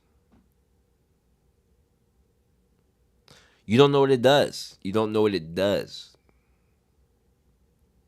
You don't know what it does to destroy it. You may need it. You may need it again. You may need it again. You never know. If it's something that, so my assumption, if it's something that can ignore contracts, you may need it again. You may absolutely, positively fucking need it again. Like, for instance, if Zahar needed to use it, if Zahar fought Bomb, right? Let's just say Bomb climbed the tower without ever finding the bracelet. And Bomb did become this all-powerful being who could swallow up all the power and all this other shit. If Zahar could go on the floor, get the bracelet that he needed, cancel out Bomb's shit, Bomb's ability to cancel out spells, whatever the bracelet is capable of doing, we don't know. But if he's able to cancel out Bomb's abilities using that shit, bro, you keep that. You keep something like that. Like, until we know what it does, we don't know.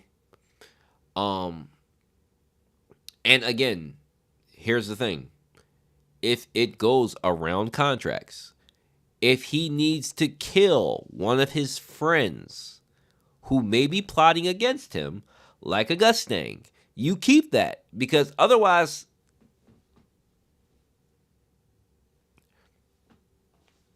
you keep that. Like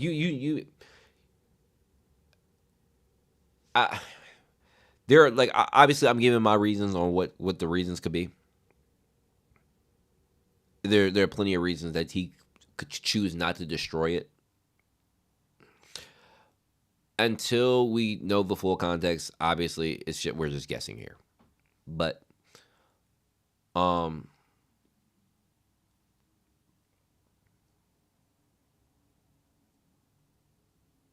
because so here's the thing, right? Why why did he himself appear and try to take the bracelet back? because it being in the hands of anybody else could threaten his life.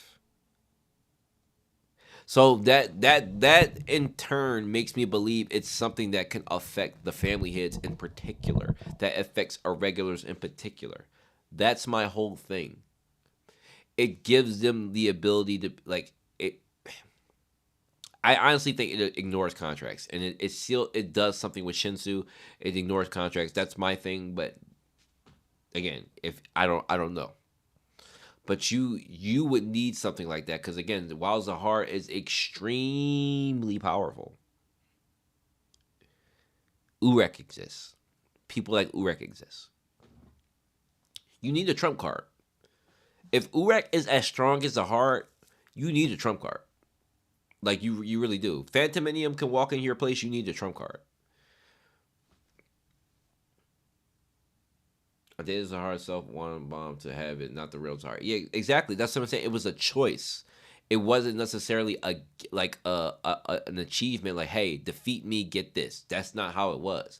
It was just like I trust you, and if my outside version is acting crazy, then take this. Like, Bomb's character convinced him enough that yo, you're a pure being. You can fight. You have potential. I'm giving you this.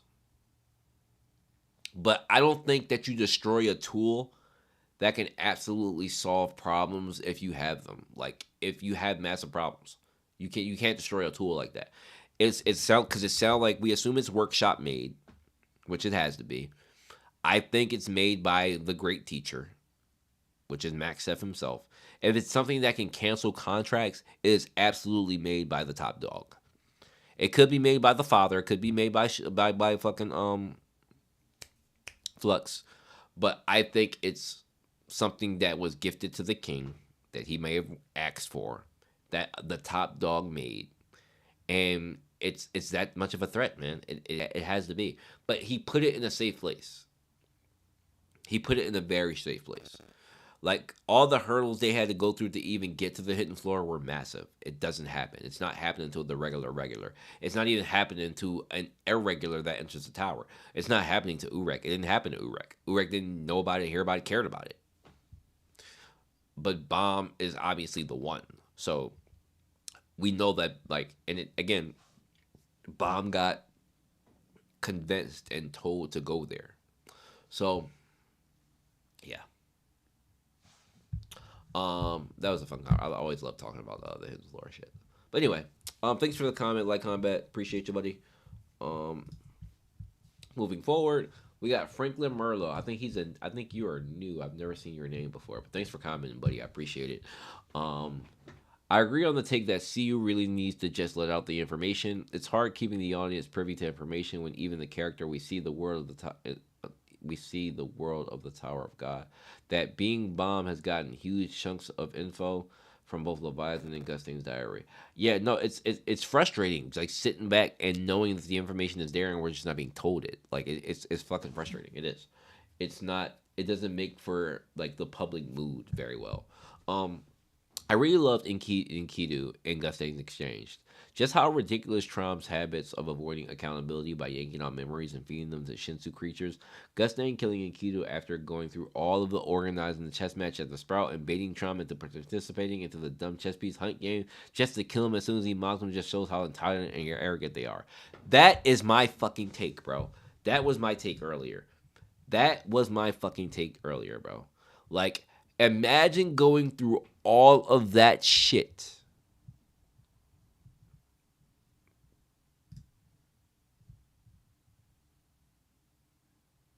Imagine going through all that shit just for you not liking the way he said shit to you and saying, fuck it, I don't care no more. That is a different level of narcissism, bro. That is inhuman level narcissism, bro. That is inhuman level, bro. All the family heads are clearly a mess, and I can't wait to see what other things them and man children have done.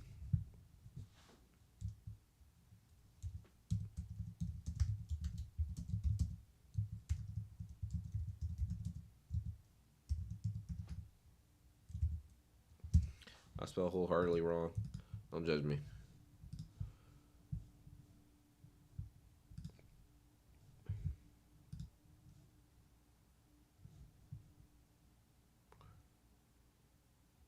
Nah, Kings of Heart forever. Talk that shit. Talk that shit, Passion. Talk that shit. Hold on. Passion, Passion, I got you, bro.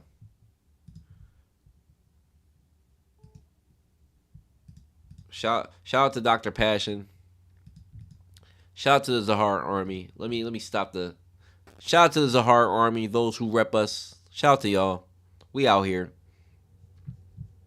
Yeah, I mean, we ain't no CBLs or no BAM lovers, no freedom lovers, man. We ain't no freedom lovers over here. Shout out to the king. Let the king reign forever. We ain't no destruction. We ain't no bombers. No trying no S bombers. All right, we ain't trying. You know what I mean, nuke everybody. Forget all that. Come on, man. I've been teams are hard, bro. I've been teams are hard forever, bro. I've been factions are hard, bro. What are we talking about? What are we talking about? We got Chevy in here. I just knew we wouldn't get a straight answer from Enkidu. I saw that coming from a mile away because if not, there was no need for Bomb to hold all the information memories. So I'm glad that it played out. Y'all better than me, man. Like I said, I can't go in that week every week like that. Now, what is Kuhn gonna do?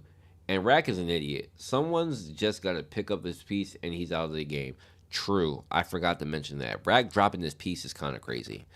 Glad to see Gustang isn't gonna fully be in control of the situation as backup plan has failed. Damn, you hating on Gustang, man? I'm supporting Gustang right now. Um, I tried to tell you guys about Yama. Also, nice to see they brought the rice pack. The rice pack, rice pots back. Now the last few pages, Rachel took another L by Enkidu. Um, damn. Also seems also the pot seems geared to anima because cats and dogs actually grow in their sleep in their real world. Good point. Good point there, my man. He said he saw the bed and fell asleep right away. Good point. It's actually very true. Good point. W Chevy. Okay.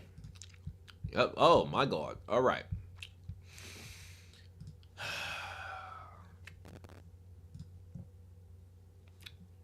I'm never dying, bro. I'm not gonna die. I'm gonna drink my drink. All right. Gotta prepare myself as a news comment. Okay.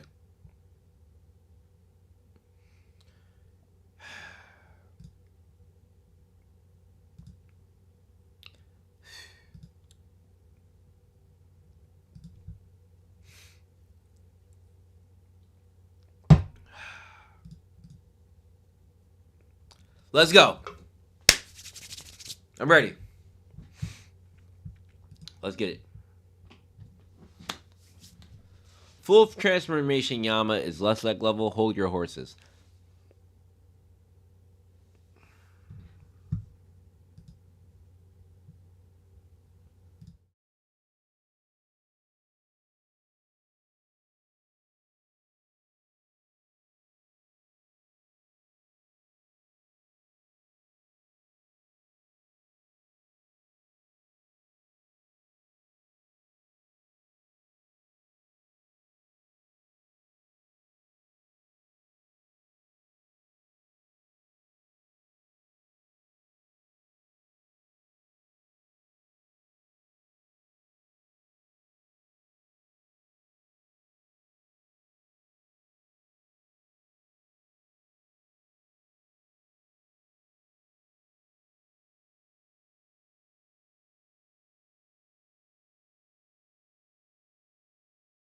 Not there now. Of course not. Of course he's not there right now. But at the end of the power, when it's mastered, when he has control over the ancient and the transformation. My mic off?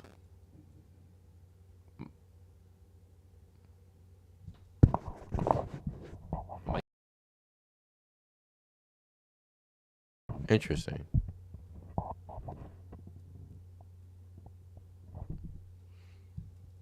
We good? We good? We good? I didn't say that it was off. That was weird. No, no, no, no, no shot my mic went off.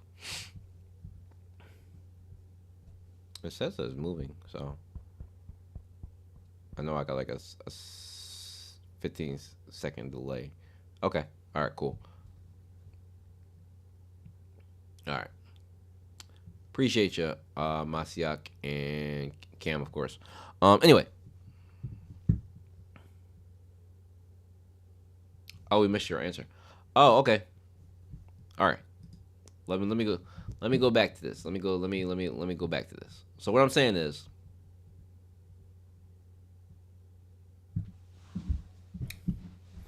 oh, I know what happened when I went to close up.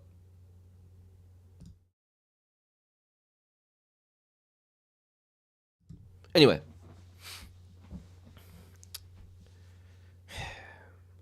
of course he's not lust like level right now, but we're talking about we're talking about the end of Yama, bro.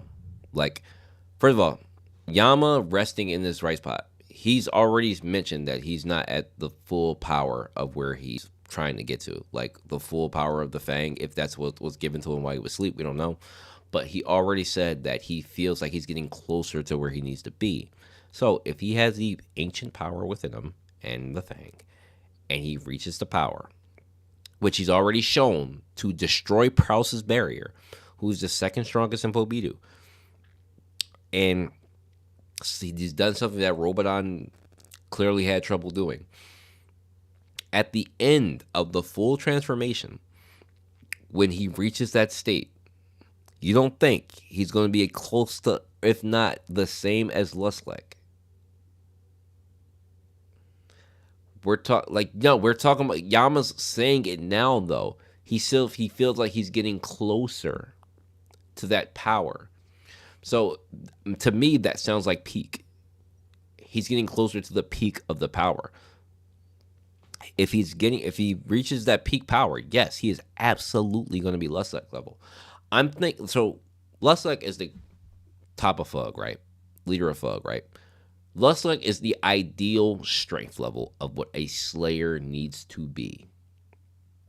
Yama's power has been mentioned to make the family heads wary. They're wary of the power. So, yes, absolutely right that when Yama reaches this power that the family heads are said to be wary of, he will be Lustlek level, bro. He will be. That is a fact. That is absolute fact. I'm not saying right now, but full transformation, absolutely he will be. It's been mentioned already. If they're scared, if they're wary of the power, when have you ever heard family heads being wary of a power, bro? You haven't. Yama is showing signs of getting towards that power.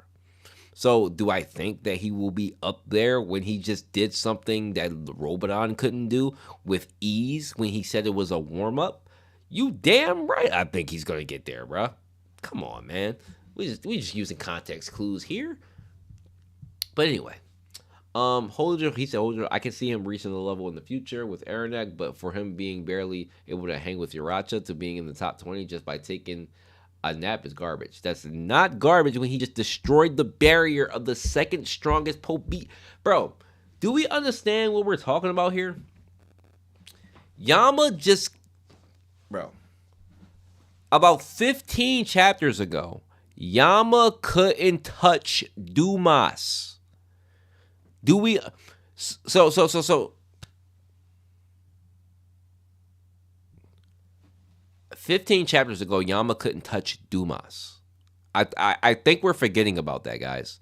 I think we're forgetting where Yama punched Dumas in the chest and it didn't do shit. Dumas is the third strongest. He just destroyed the second strongest, who is also one of the strongest light bearers in the tower, which we just learned this chapter. He just destroyed the barrier. Bro, it's not a reach. It is absolutely not a reach. He just did that. We're just using context clues here, guys. Am I lying? Tell me if I'm lying. Tell me if I'm lying. Tell me if I'm putting this together too fast. This is literally the shit that just happened in this chapter. Bro couldn't touch Dumas 15 chapters ago. He couldn't punch him. He couldn't damage him. But he can destroy Prowse's barrier, who's a well-known, one of the strongest defenses in Lighthouse users. Bro was using like 400 lighthouses to deflect shit. Like 400 lighthouses to deflect shit. Come on, man. Come on, man. Come on, man. Come on, man.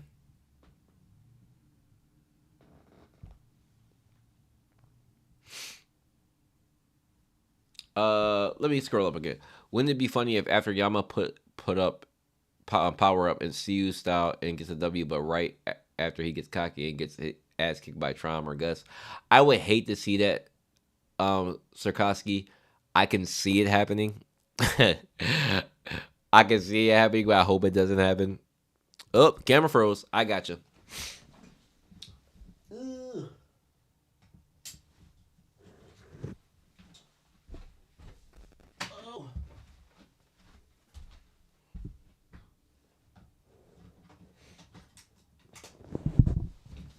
Are we golden, pony boy?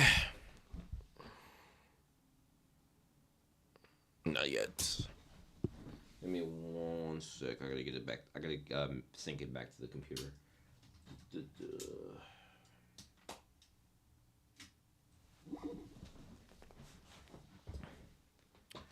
This is always the irritating part.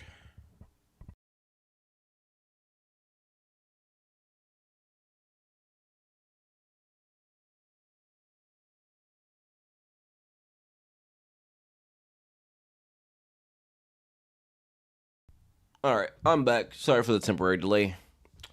It's always a bitch getting my camera to sync back up. Anyway, I was reading you guys' comments. He would absolutely do them like that. But Mitsuki, hey Mitsuki, thanks for joining. Highlight again. Anyways, weren't there like asleep slayers or something like that? Where do you place them in Yama and Less like? The blue holes, the ancient blue holes that are asleep. I don't know. I honestly don't know, Mitsuki. Um, Given the context that somebody actually gave, which was truth last week, that Yama's transformation before this power up,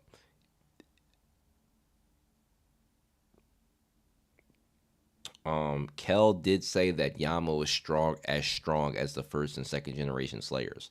So if they're Yama's level before this power up, then they're a little bit under Brobadan and like Dumas, if that's the case. Especially since we already know when you fall out of the, like when you've been asleep for a while, obviously your rank drops and you're not as strong because people do get stronger. Like we seen with Doom, like Doom used to be pretty strong until he got sealed for a while. So that's kind of the same thing I think for the Slayers. Like they might have been strong for their time back then, but I don't think they're probably like that now if they've been asleep that long. Um, I like that. May say it will be people calm down a bit and not think he just got OP. But obviously, but obviously though, it would if Yama got humbled by Traum and Gus, who'd be surprised, bro? Who like I wouldn't be surprised, bro.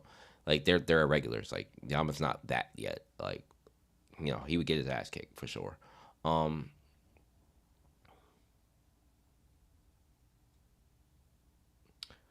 Future prediction: Yama gets a big W. Yeah, I said Yama the goat. Yama versus Dumas rematch. Yo, yeah, this is the yeah. But Dumas is nerf right now though, so no, absolutely not. No, fuck that. um, man, yeah, people were shitting on Yama versus Yas indifferent now. They were, they absolutely were. I was one of those people. No cap, I was. Less like stronger than all blue holes individually, for sure, for sure. Um, does that light barrier get nerfed every time you hit? Does the light barrier? Oh, light. Excuse me. Does the light barrier get nerfed every time you hit it? So we can say Yama did one punch destroy at least head cannon. That's if you want to dish Yama and slay. He is now. I don't know about that. That's a little bit headcanon. Yeah, so you leaning towards headcanon for me a little bit. I ain't gonna cap. I ain't gonna cap. I'm gonna give him the benefit of the doubt. Naya did his own ranking of irregulars based on the power of the power. Excuse me, based on the power. Would you also be interested in doing your own tier list based on? I do have a tier list already, Sirkowski. I did back in October. Quote me if I'm wrong. And I did it, but I didn't do it based on strength. I did it based on character. So I guess I could. I guess I could. I do have another tier list stream in the works already, which is the ranking the op stream, which I just actually finished that tier list. It's just scheduling it now. Me and I was gonna try to get Naya on stream, and we're gonna do it together. But I had to plan that out. But I just did. I did actually finish that by you guys. I mentioned it last week. I was working on it. I finished it. So it's just scheduling it when to do it now.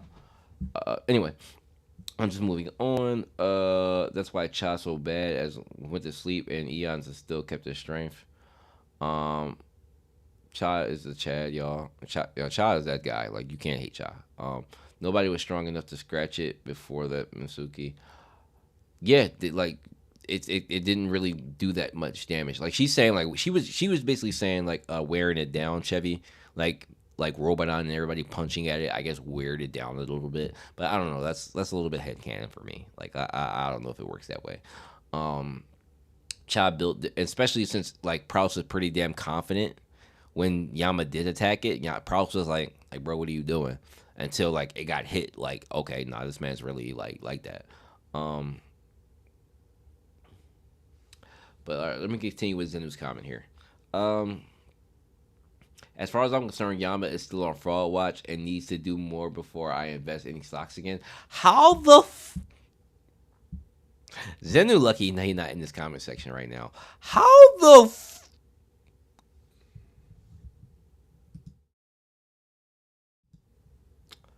I gotta stop doing that. But bro, I did the Don DeMarco by accident when I meant to do stop the cap because like how the fuck is Yama on fraud watch right now? How the fuck is Yama on fraud watch right now? Yama should absolutely be off of fraud watch right now. I just told you guys that's a feat. That is a massive feat. Okay, how is he on fraud watch right now? At the very least, he needs to be taken off of fraud watch because I don't see how he frauds after this. If he gets his ass beat by Trom or Gustang, that's not a fraud watch person. You got your ass beat by Trom and Gustang, the fucking irregulars. Like that's not bro. He absolutely deserves to be off fraud watch. After we just learned how strong Proust is and how Proust is one of the strongest light bearers in the tower, not just a light bearer user, in the tower, like better than like anybody we've seen use light bear, excuse me, like Sophia Tan, like better than her, like better than the Elder, like we've seen use lighthouses. She, like Proust is the best, like excuse me, not the best, but one of the best. Like you could probably put it top 5, maybe top 10ish. Bro, what? How is he on fraud watch for destroying that barrier, bro? I don't get it. I don't get it. No. Zenu is refusing. We're gonna get people like this. Zenu is kind of refusing. And again, I'm not defending Yama, but you can't ignore the feat, bro. You can't ignore the feat, bro.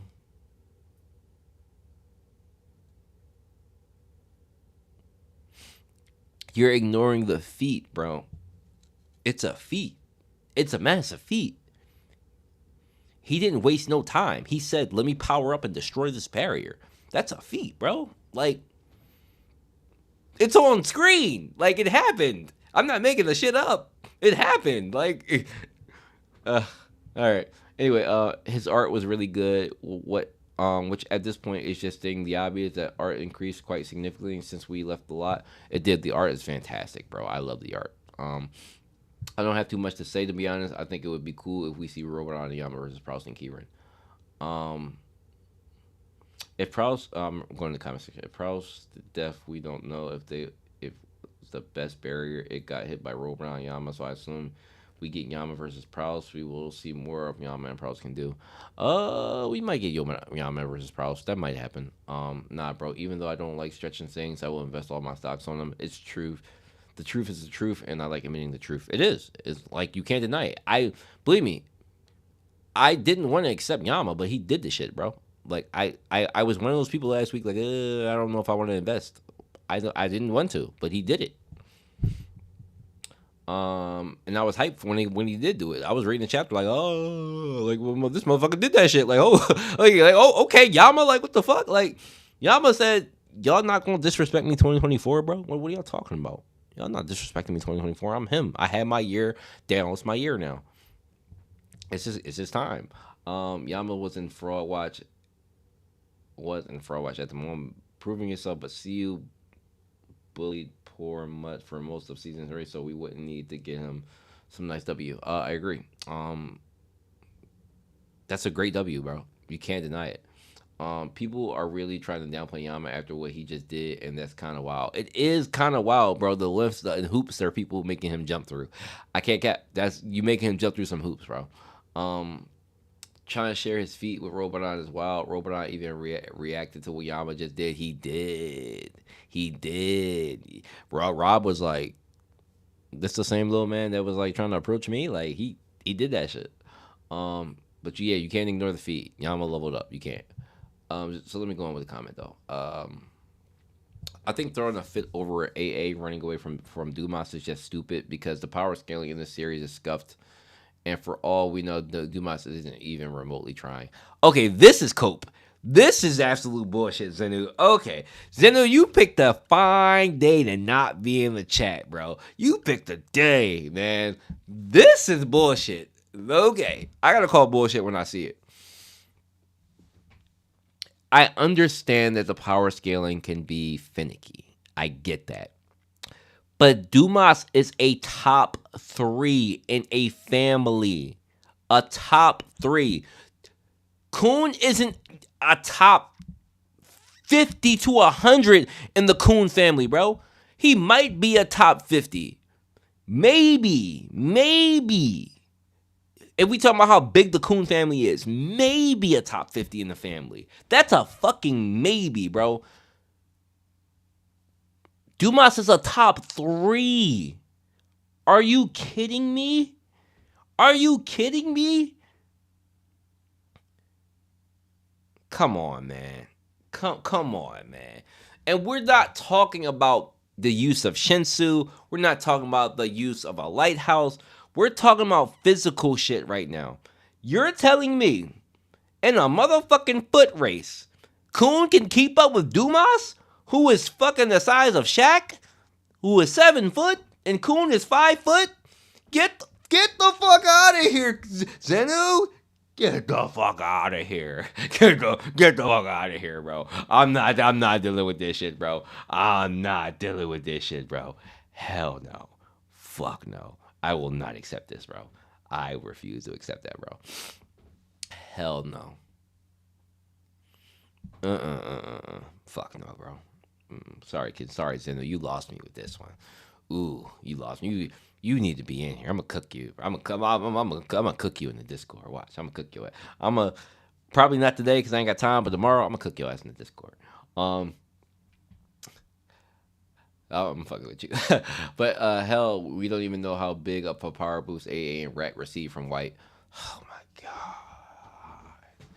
Oh my god, this is fucking cold. So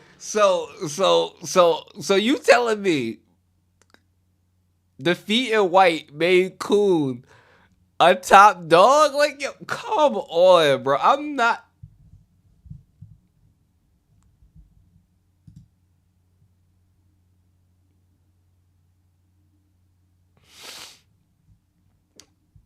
Ah.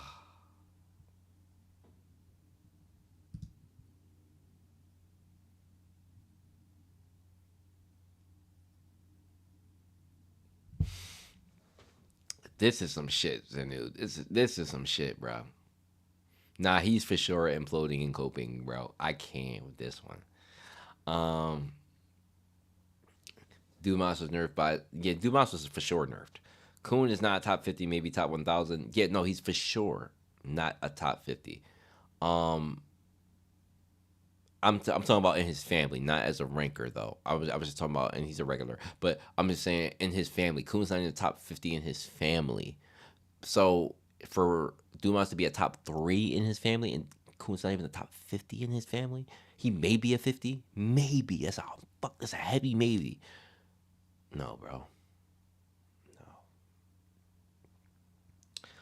No. I'm the biggest simp for the Kun family, but not even me dare say that Kun is fast and Dumas, man. That's wild. That's some wild shit. That is some wild shit to say, bro. That's some extremely wild shit to say.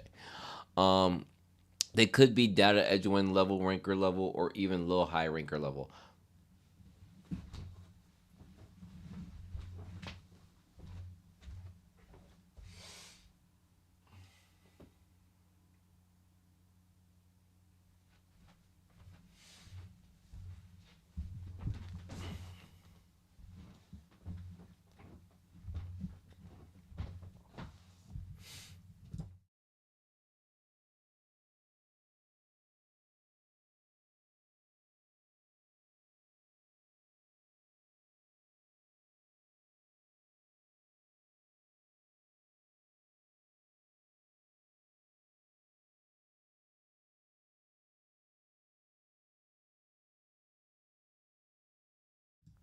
This might be the most asinine comment Zenu has ever written on the channel. I am on his ass. I am on his ass. Omega pause. Ain't no fucking way. Ain't no fucking way. You just said Kun and Rack.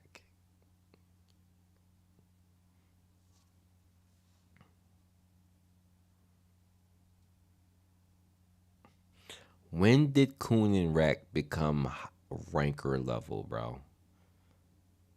When did Kun, like, I argue for Rack because he did destroy Holland's creature. But when did Kun, who has not shown any prowess in anything fighting, besides the fucking firefish that doesn't make him a fighter, it just fucking he just basically defends with the shit. When the fuck did Kun become ranker level, bro? When the fuck did that happen? When point me in the direction when that shit happened, bro. Point me in the direction when somebody said, "Oh, he looks like a ranker. He said as powerful as a ranker." Get the fuck out of here, bro. Get the fuck out of here with this shit. Hell no. I don't even want to read the rest of your comments, and I'm not even gonna cap. This is some bullshit. This is some absolute copism.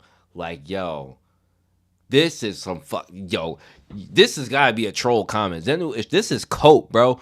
I have never seen this. Yo, where the fuck is Scythe at? Scythe, you gotta get in here, because Scythe usually comment on Zenu shit and say Zenu cooking. I need to know what you think right now. This motherfucker is not cooking.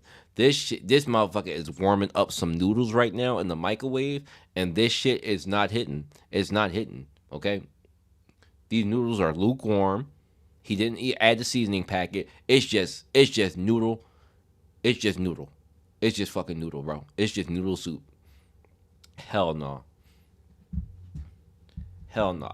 I can argue for Rack. I can argue for Rack. I'm not arguing for Kun. You can't argue for Kun, bro.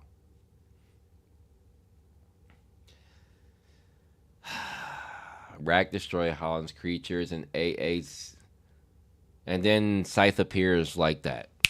Look at that. Look at that. I goddamn summoned him in here. Your boy is not cooking. He's not cooking. This is some shit.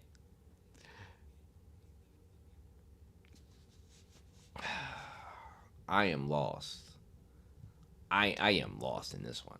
All right, let me continue, guys, because I wasn't even supposed to be on the stream this long, but this comment is fucking me up.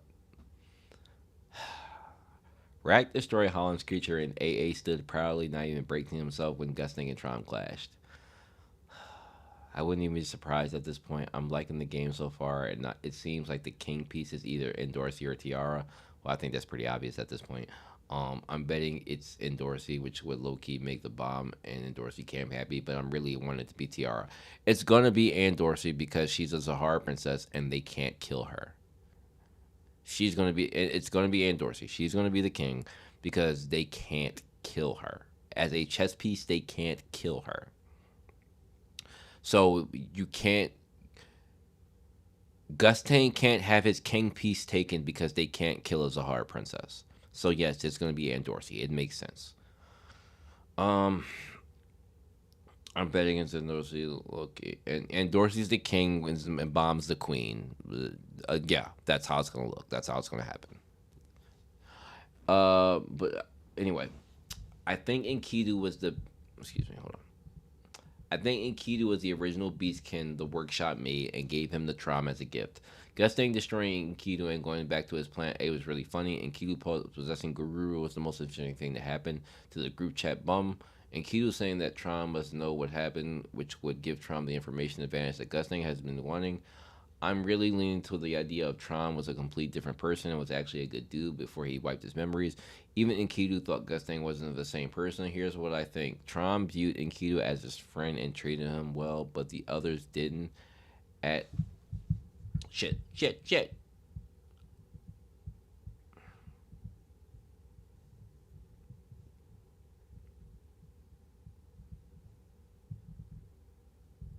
Um, at some point, Tron focus shifted to Na, who is the dead person, the person who died. And Kidu felt left out. The sentence doesn't really matter too much, just an extra idea. In retaliation, Enkidu killed Na and everyone blamed Trom. In chapter 601, Gusting told Trom that it's all his fault, like how if a dog bites someone, everyone blames the owner. You're the animal guy, Trom. That's true.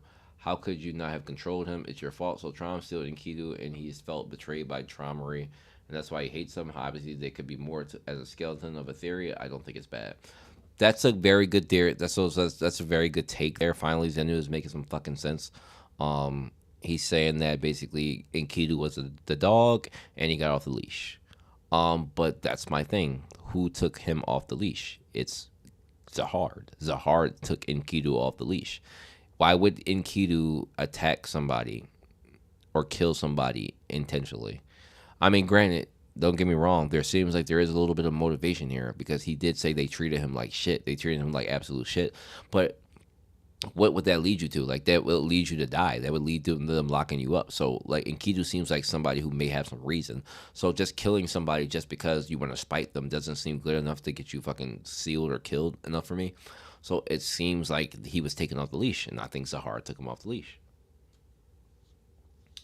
Um, Mitsuki, I'm not good on making memes, but I have some fancy ideas. What are you guys talking about?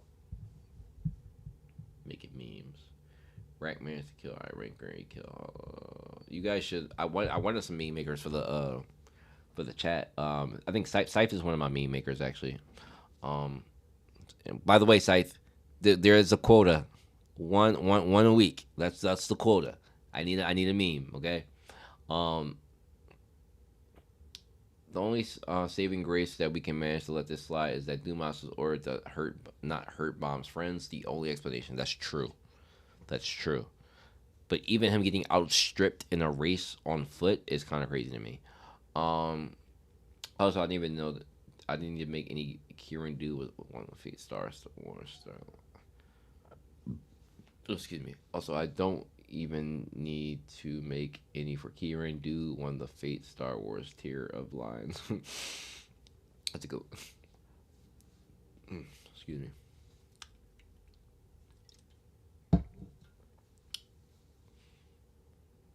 Yeah, I would love to see some memes. I wish I had time to make some, but I really don't.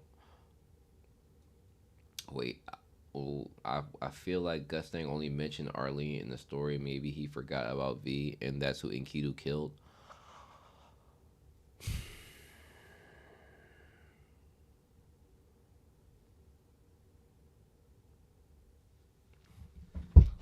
You know what? You know what, Mitsuki? That has crossed my mind several times, and I never thought to go down that path. I absolutely have thought a few times that it's possible that Enkidu killed V. That Enkidu got inside V's body and killed him. I've thought that quite a few times actually, but I didn't know. Like I wasn't thinking about it in detail and how it would happen and anything, because the idea of a parasite getting inside of a great warrior seems like fucking nonsense. Because they would always be on 10. Um, and then I guess at that point where we just see Trom and Gustang, they have to already be immortal at that point. So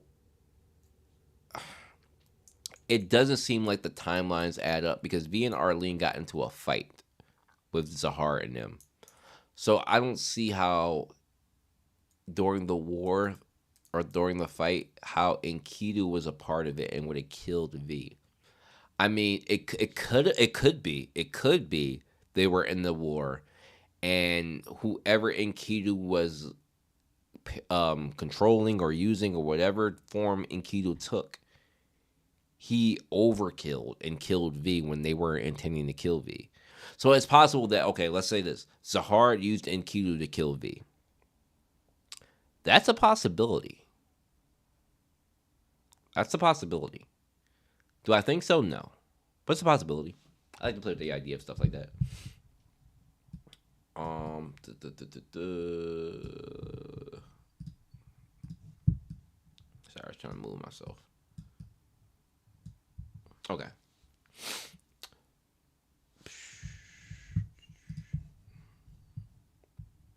That was a good take though, Zenu. You get some redeem points. This was a 7 out of 10 chapter. The Yama stuff is whatever to me, and I'm in. Yo, Zenu is one of those people who don't want to accept Yama. Yo, that's crazy.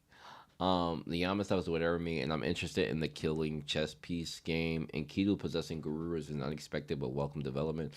I expect Seal to hold out on the dropping the lore, and I don't even think Enkidu will even get the chance to tell Trom anything. See, that's the bullshit. That's the bullshit. Don't say that. Don't say that. Don't have Enkidu go chase down Trom and not say nothing to him. Don't fucking I'm telling you, I'm taking a week off, guys. I'll be taking a little vacation. I'm telling you. It's been since the FOD and some parts of the Hidden Floor since we had a real lore drop. The last major reveal for the lore of Tog was in 2017. That is ridiculous. That is absolutely fucking insane. That makes no sense. If CU doesn't pay anything off, I'm going to be a bit pissed. Yeah, I'm going to be pissed enough to take a goddamn break. I don't read Tog for the lore itself. I do find it really interesting, but when CU keeps dangling it in front of my face, I feel like a dog chasing a bone further out of my reach. Okay, at least you feel like how we feel. It frustrates me. Next chapter, I think we'll learn who Gustain's king is, and perhaps we'll see Endorsing and Tiara teaming up against the Branch Heads. Okay, I like that. I like the end. Your end was okay, but I'm not gonna lie to you, Zenu. The first 2 paragraphs of this is absolute bullshit. I'm not gonna lie to you. It is bullshit.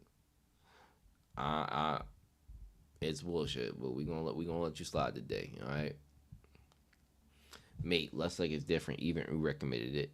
That's somebody who commented on the video. Well, I agree, but I'm just saying we're talking about close to end game Yama here, guys. Yama should be less like level at the end game.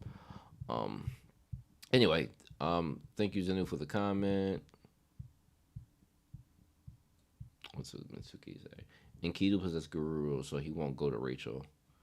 Let's fucking go. Rachel get wrecked.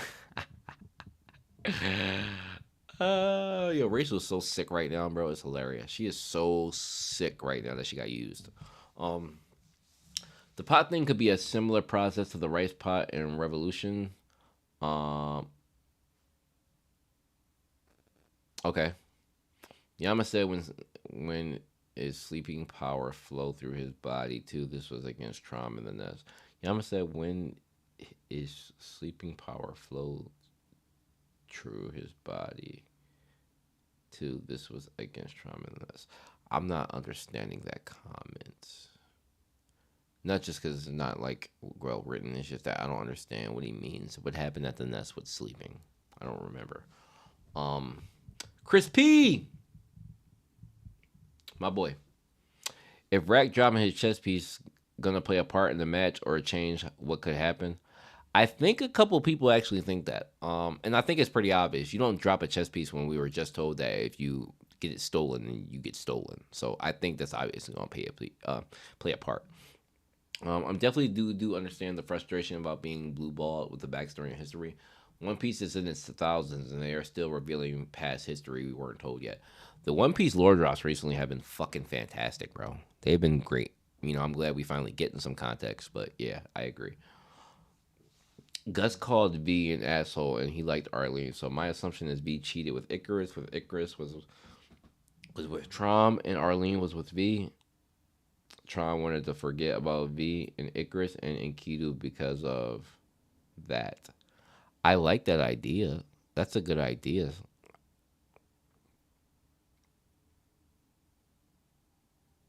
I like that, Sikorsky. That's very good. Very good.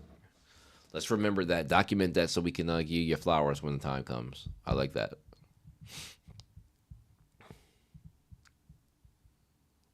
All right, what we got up here?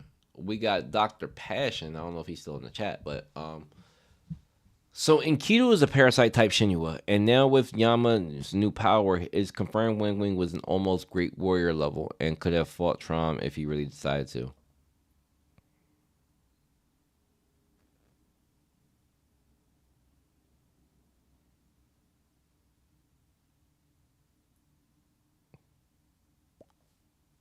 What?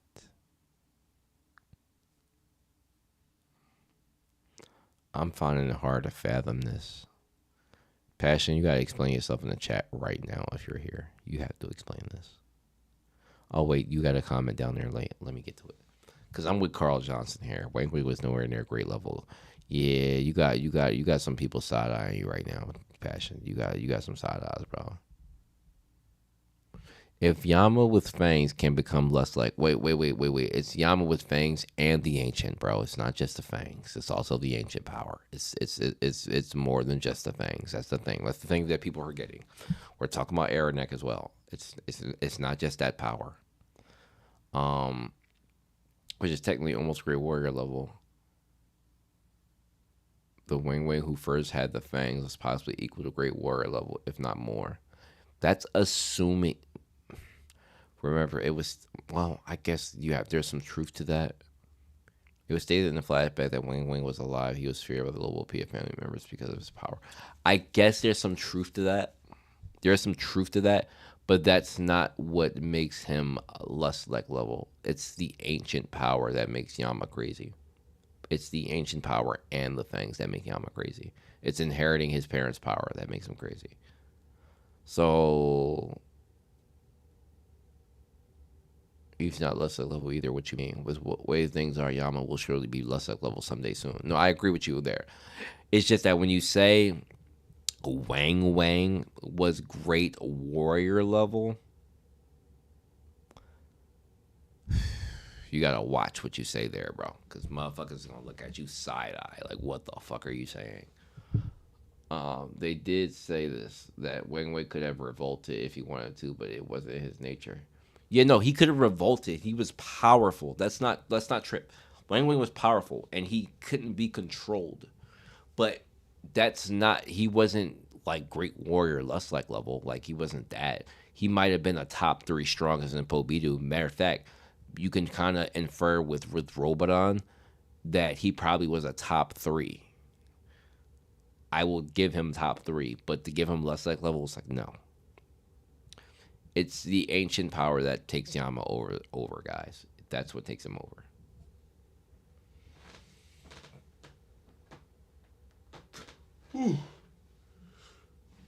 All right. We got Night Drox here. Tron wants Enkidu to oh, hold on.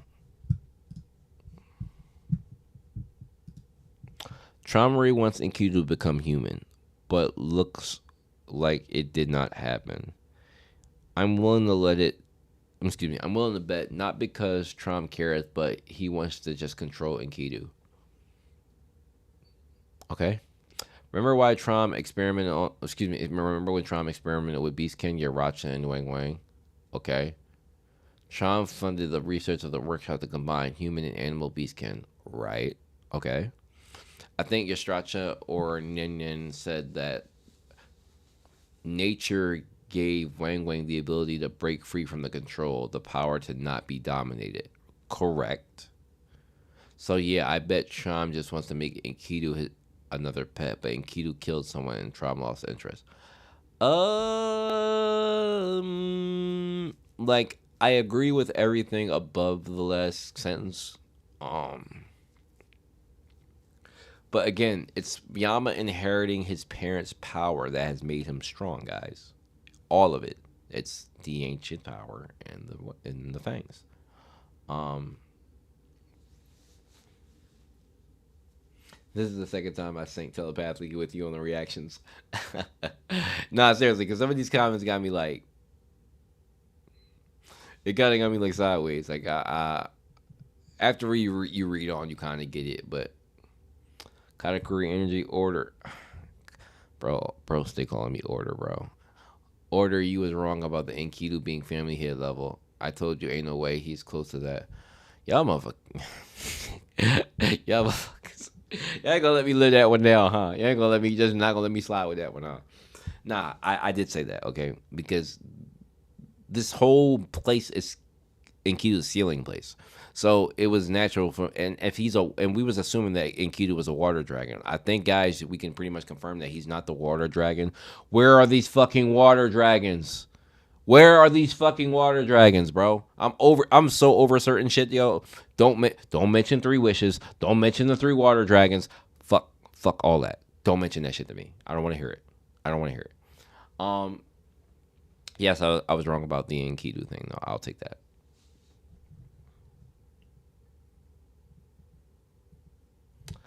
Yama greater than and Vankill greater than white. Greater than white. Oh, greater than white Yama. Okay. Yama is clear of every Slayer we've seen and basically did a feat that Lobadan couldn't do. Thank you for stating a fact.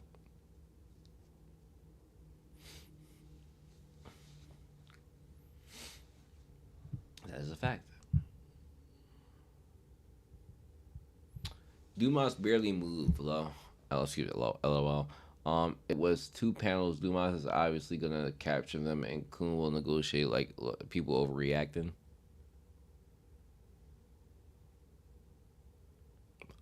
Bro, y'all really trying to give this Dumas and Kun shit a pass? Y'all really trying to get this shit a pass, bro? This is nonsense. Rack had enough time to bite into a chess piece, run over to Kun, and throw a spear at Dumas. If you're telling me that Dumas cannot catch him in that time frame, you're a fucking liar. I'm sorry, guys. I'm sorry. I'm sorry.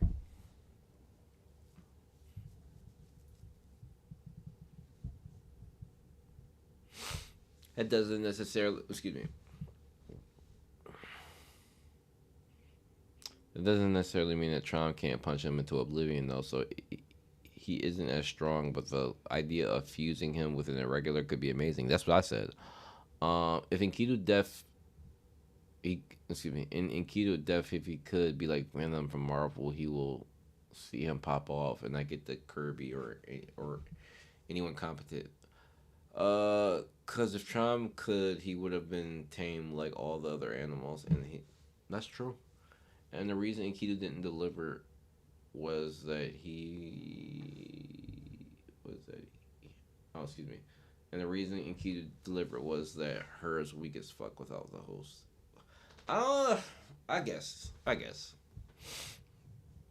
Um, and then and Katakuri got another comment.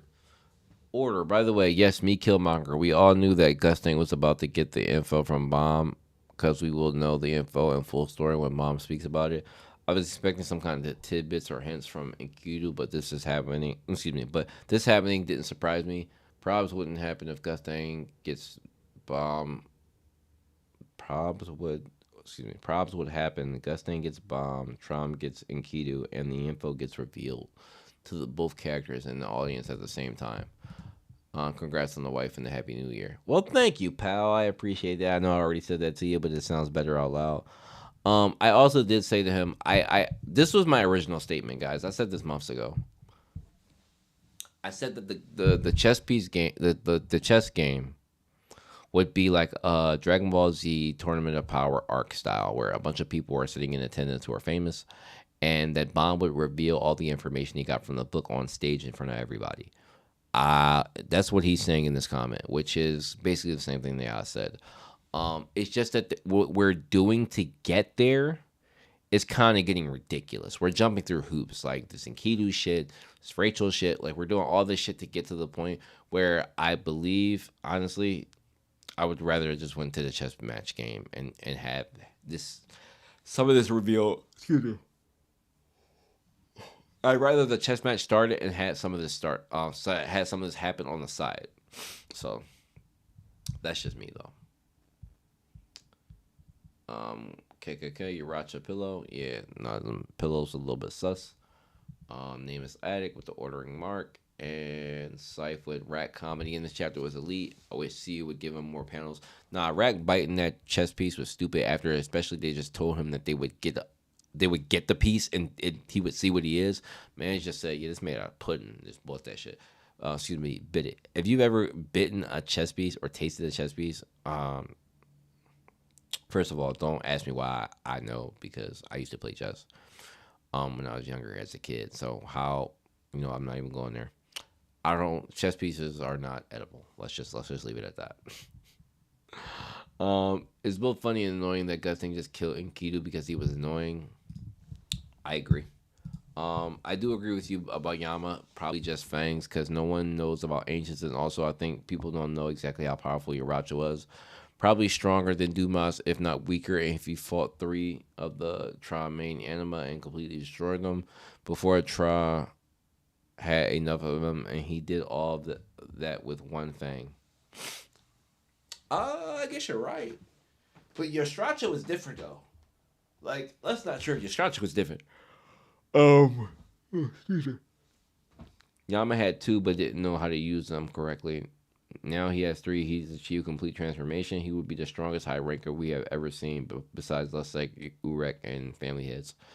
Urek isn't a high ranker. He's a regular. I don't call it irregulars high rankers. That's just me. Antonio says, let's you cook. And then Rand says,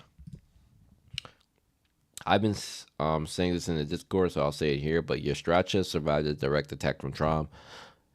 He didn't survive. He died. I know a lot of people like to use the Yastracha surviving Trom thing, but he did die, and he was slowly dying. Bro didn't survive. He was dying.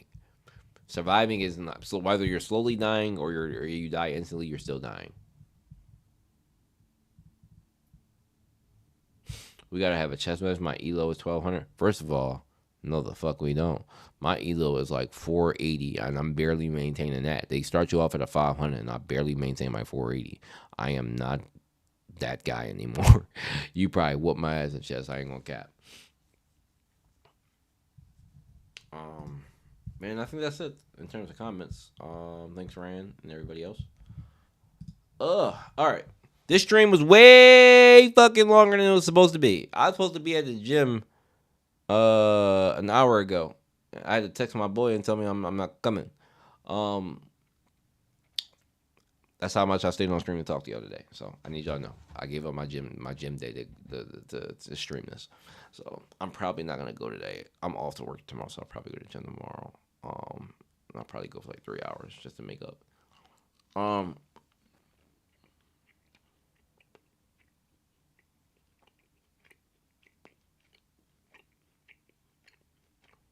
Anyway, one of the mods drop the Discord link in the chat, please. Guys, join the Discord. We don't just talk Tower of God over there. We talk different anime. All the anime that have been dropping this season. I put out a recommendation list on the anime forum. if you guys are looking for something to watch this season, there's a couple good things out there. Also other people throwing in their ideas of what to watch. Um, join the Discord. Join the Discord. Join the Discord. Please. It's we talking there. Try to be cordial. Try to have conversations. I'm supposed to be doing a watch party tomorrow. Chevy. So I meant to tell you in AMG. 1:00. I have to do 1:00. Okay. 1:00. So 1:00 Eastern Standard Time. 1:00 my time. Which is, if that works for you, let me know if that works for you. Ooh. Mouse just died. 1:00 Eastern Standard Time. We're supposed to be doing a watch party or watch stream. I've never done a watch stream before, so I'm not the one streaming it. I think AMG is supposed to do it, but he's in the Kingdom Forum. In the Kingdom Forum, we're supposed to be watching a Kingdom movie that just came out.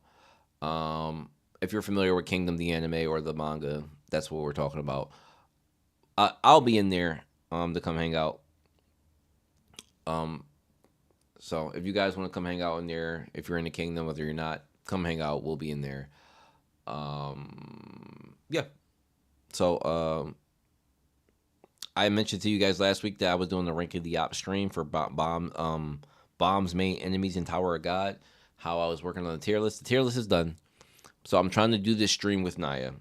So probably this weekend I'll probably hit Naya on Discord to see if we can match up a time so we can do it as early as like 2 weeks from now. So expect to hear an announcement on that on the Discord. I'll probably announce it on YouTube as well. I would love to see you guys there for that stream, especially since it's going to be the first time I do a co-stream. That'll be fun. Till then, catch me in the Discord if you want to chat and talk. I'm in there with the boys all the time. That's it. Fun stream, guys. I can't believe I almost did 3 hours. That was not the intention, but I gave up my gym day for y'all, so I hope you appreciate that. This was a very fun stream. I enjoyed it. Y'all get all the new ads for them comments on that first comment that he made. Y'all go make sure to get in that Monwell official forum and get on his ass for them comments because he hating on Yama right now. We ain't dealing with that. Anyway, I'll see you guys soon. See you in the Discord. I can't wait for this week's chapter. Hopefully it's not some shit. Till then, peace, love, have a good weekend.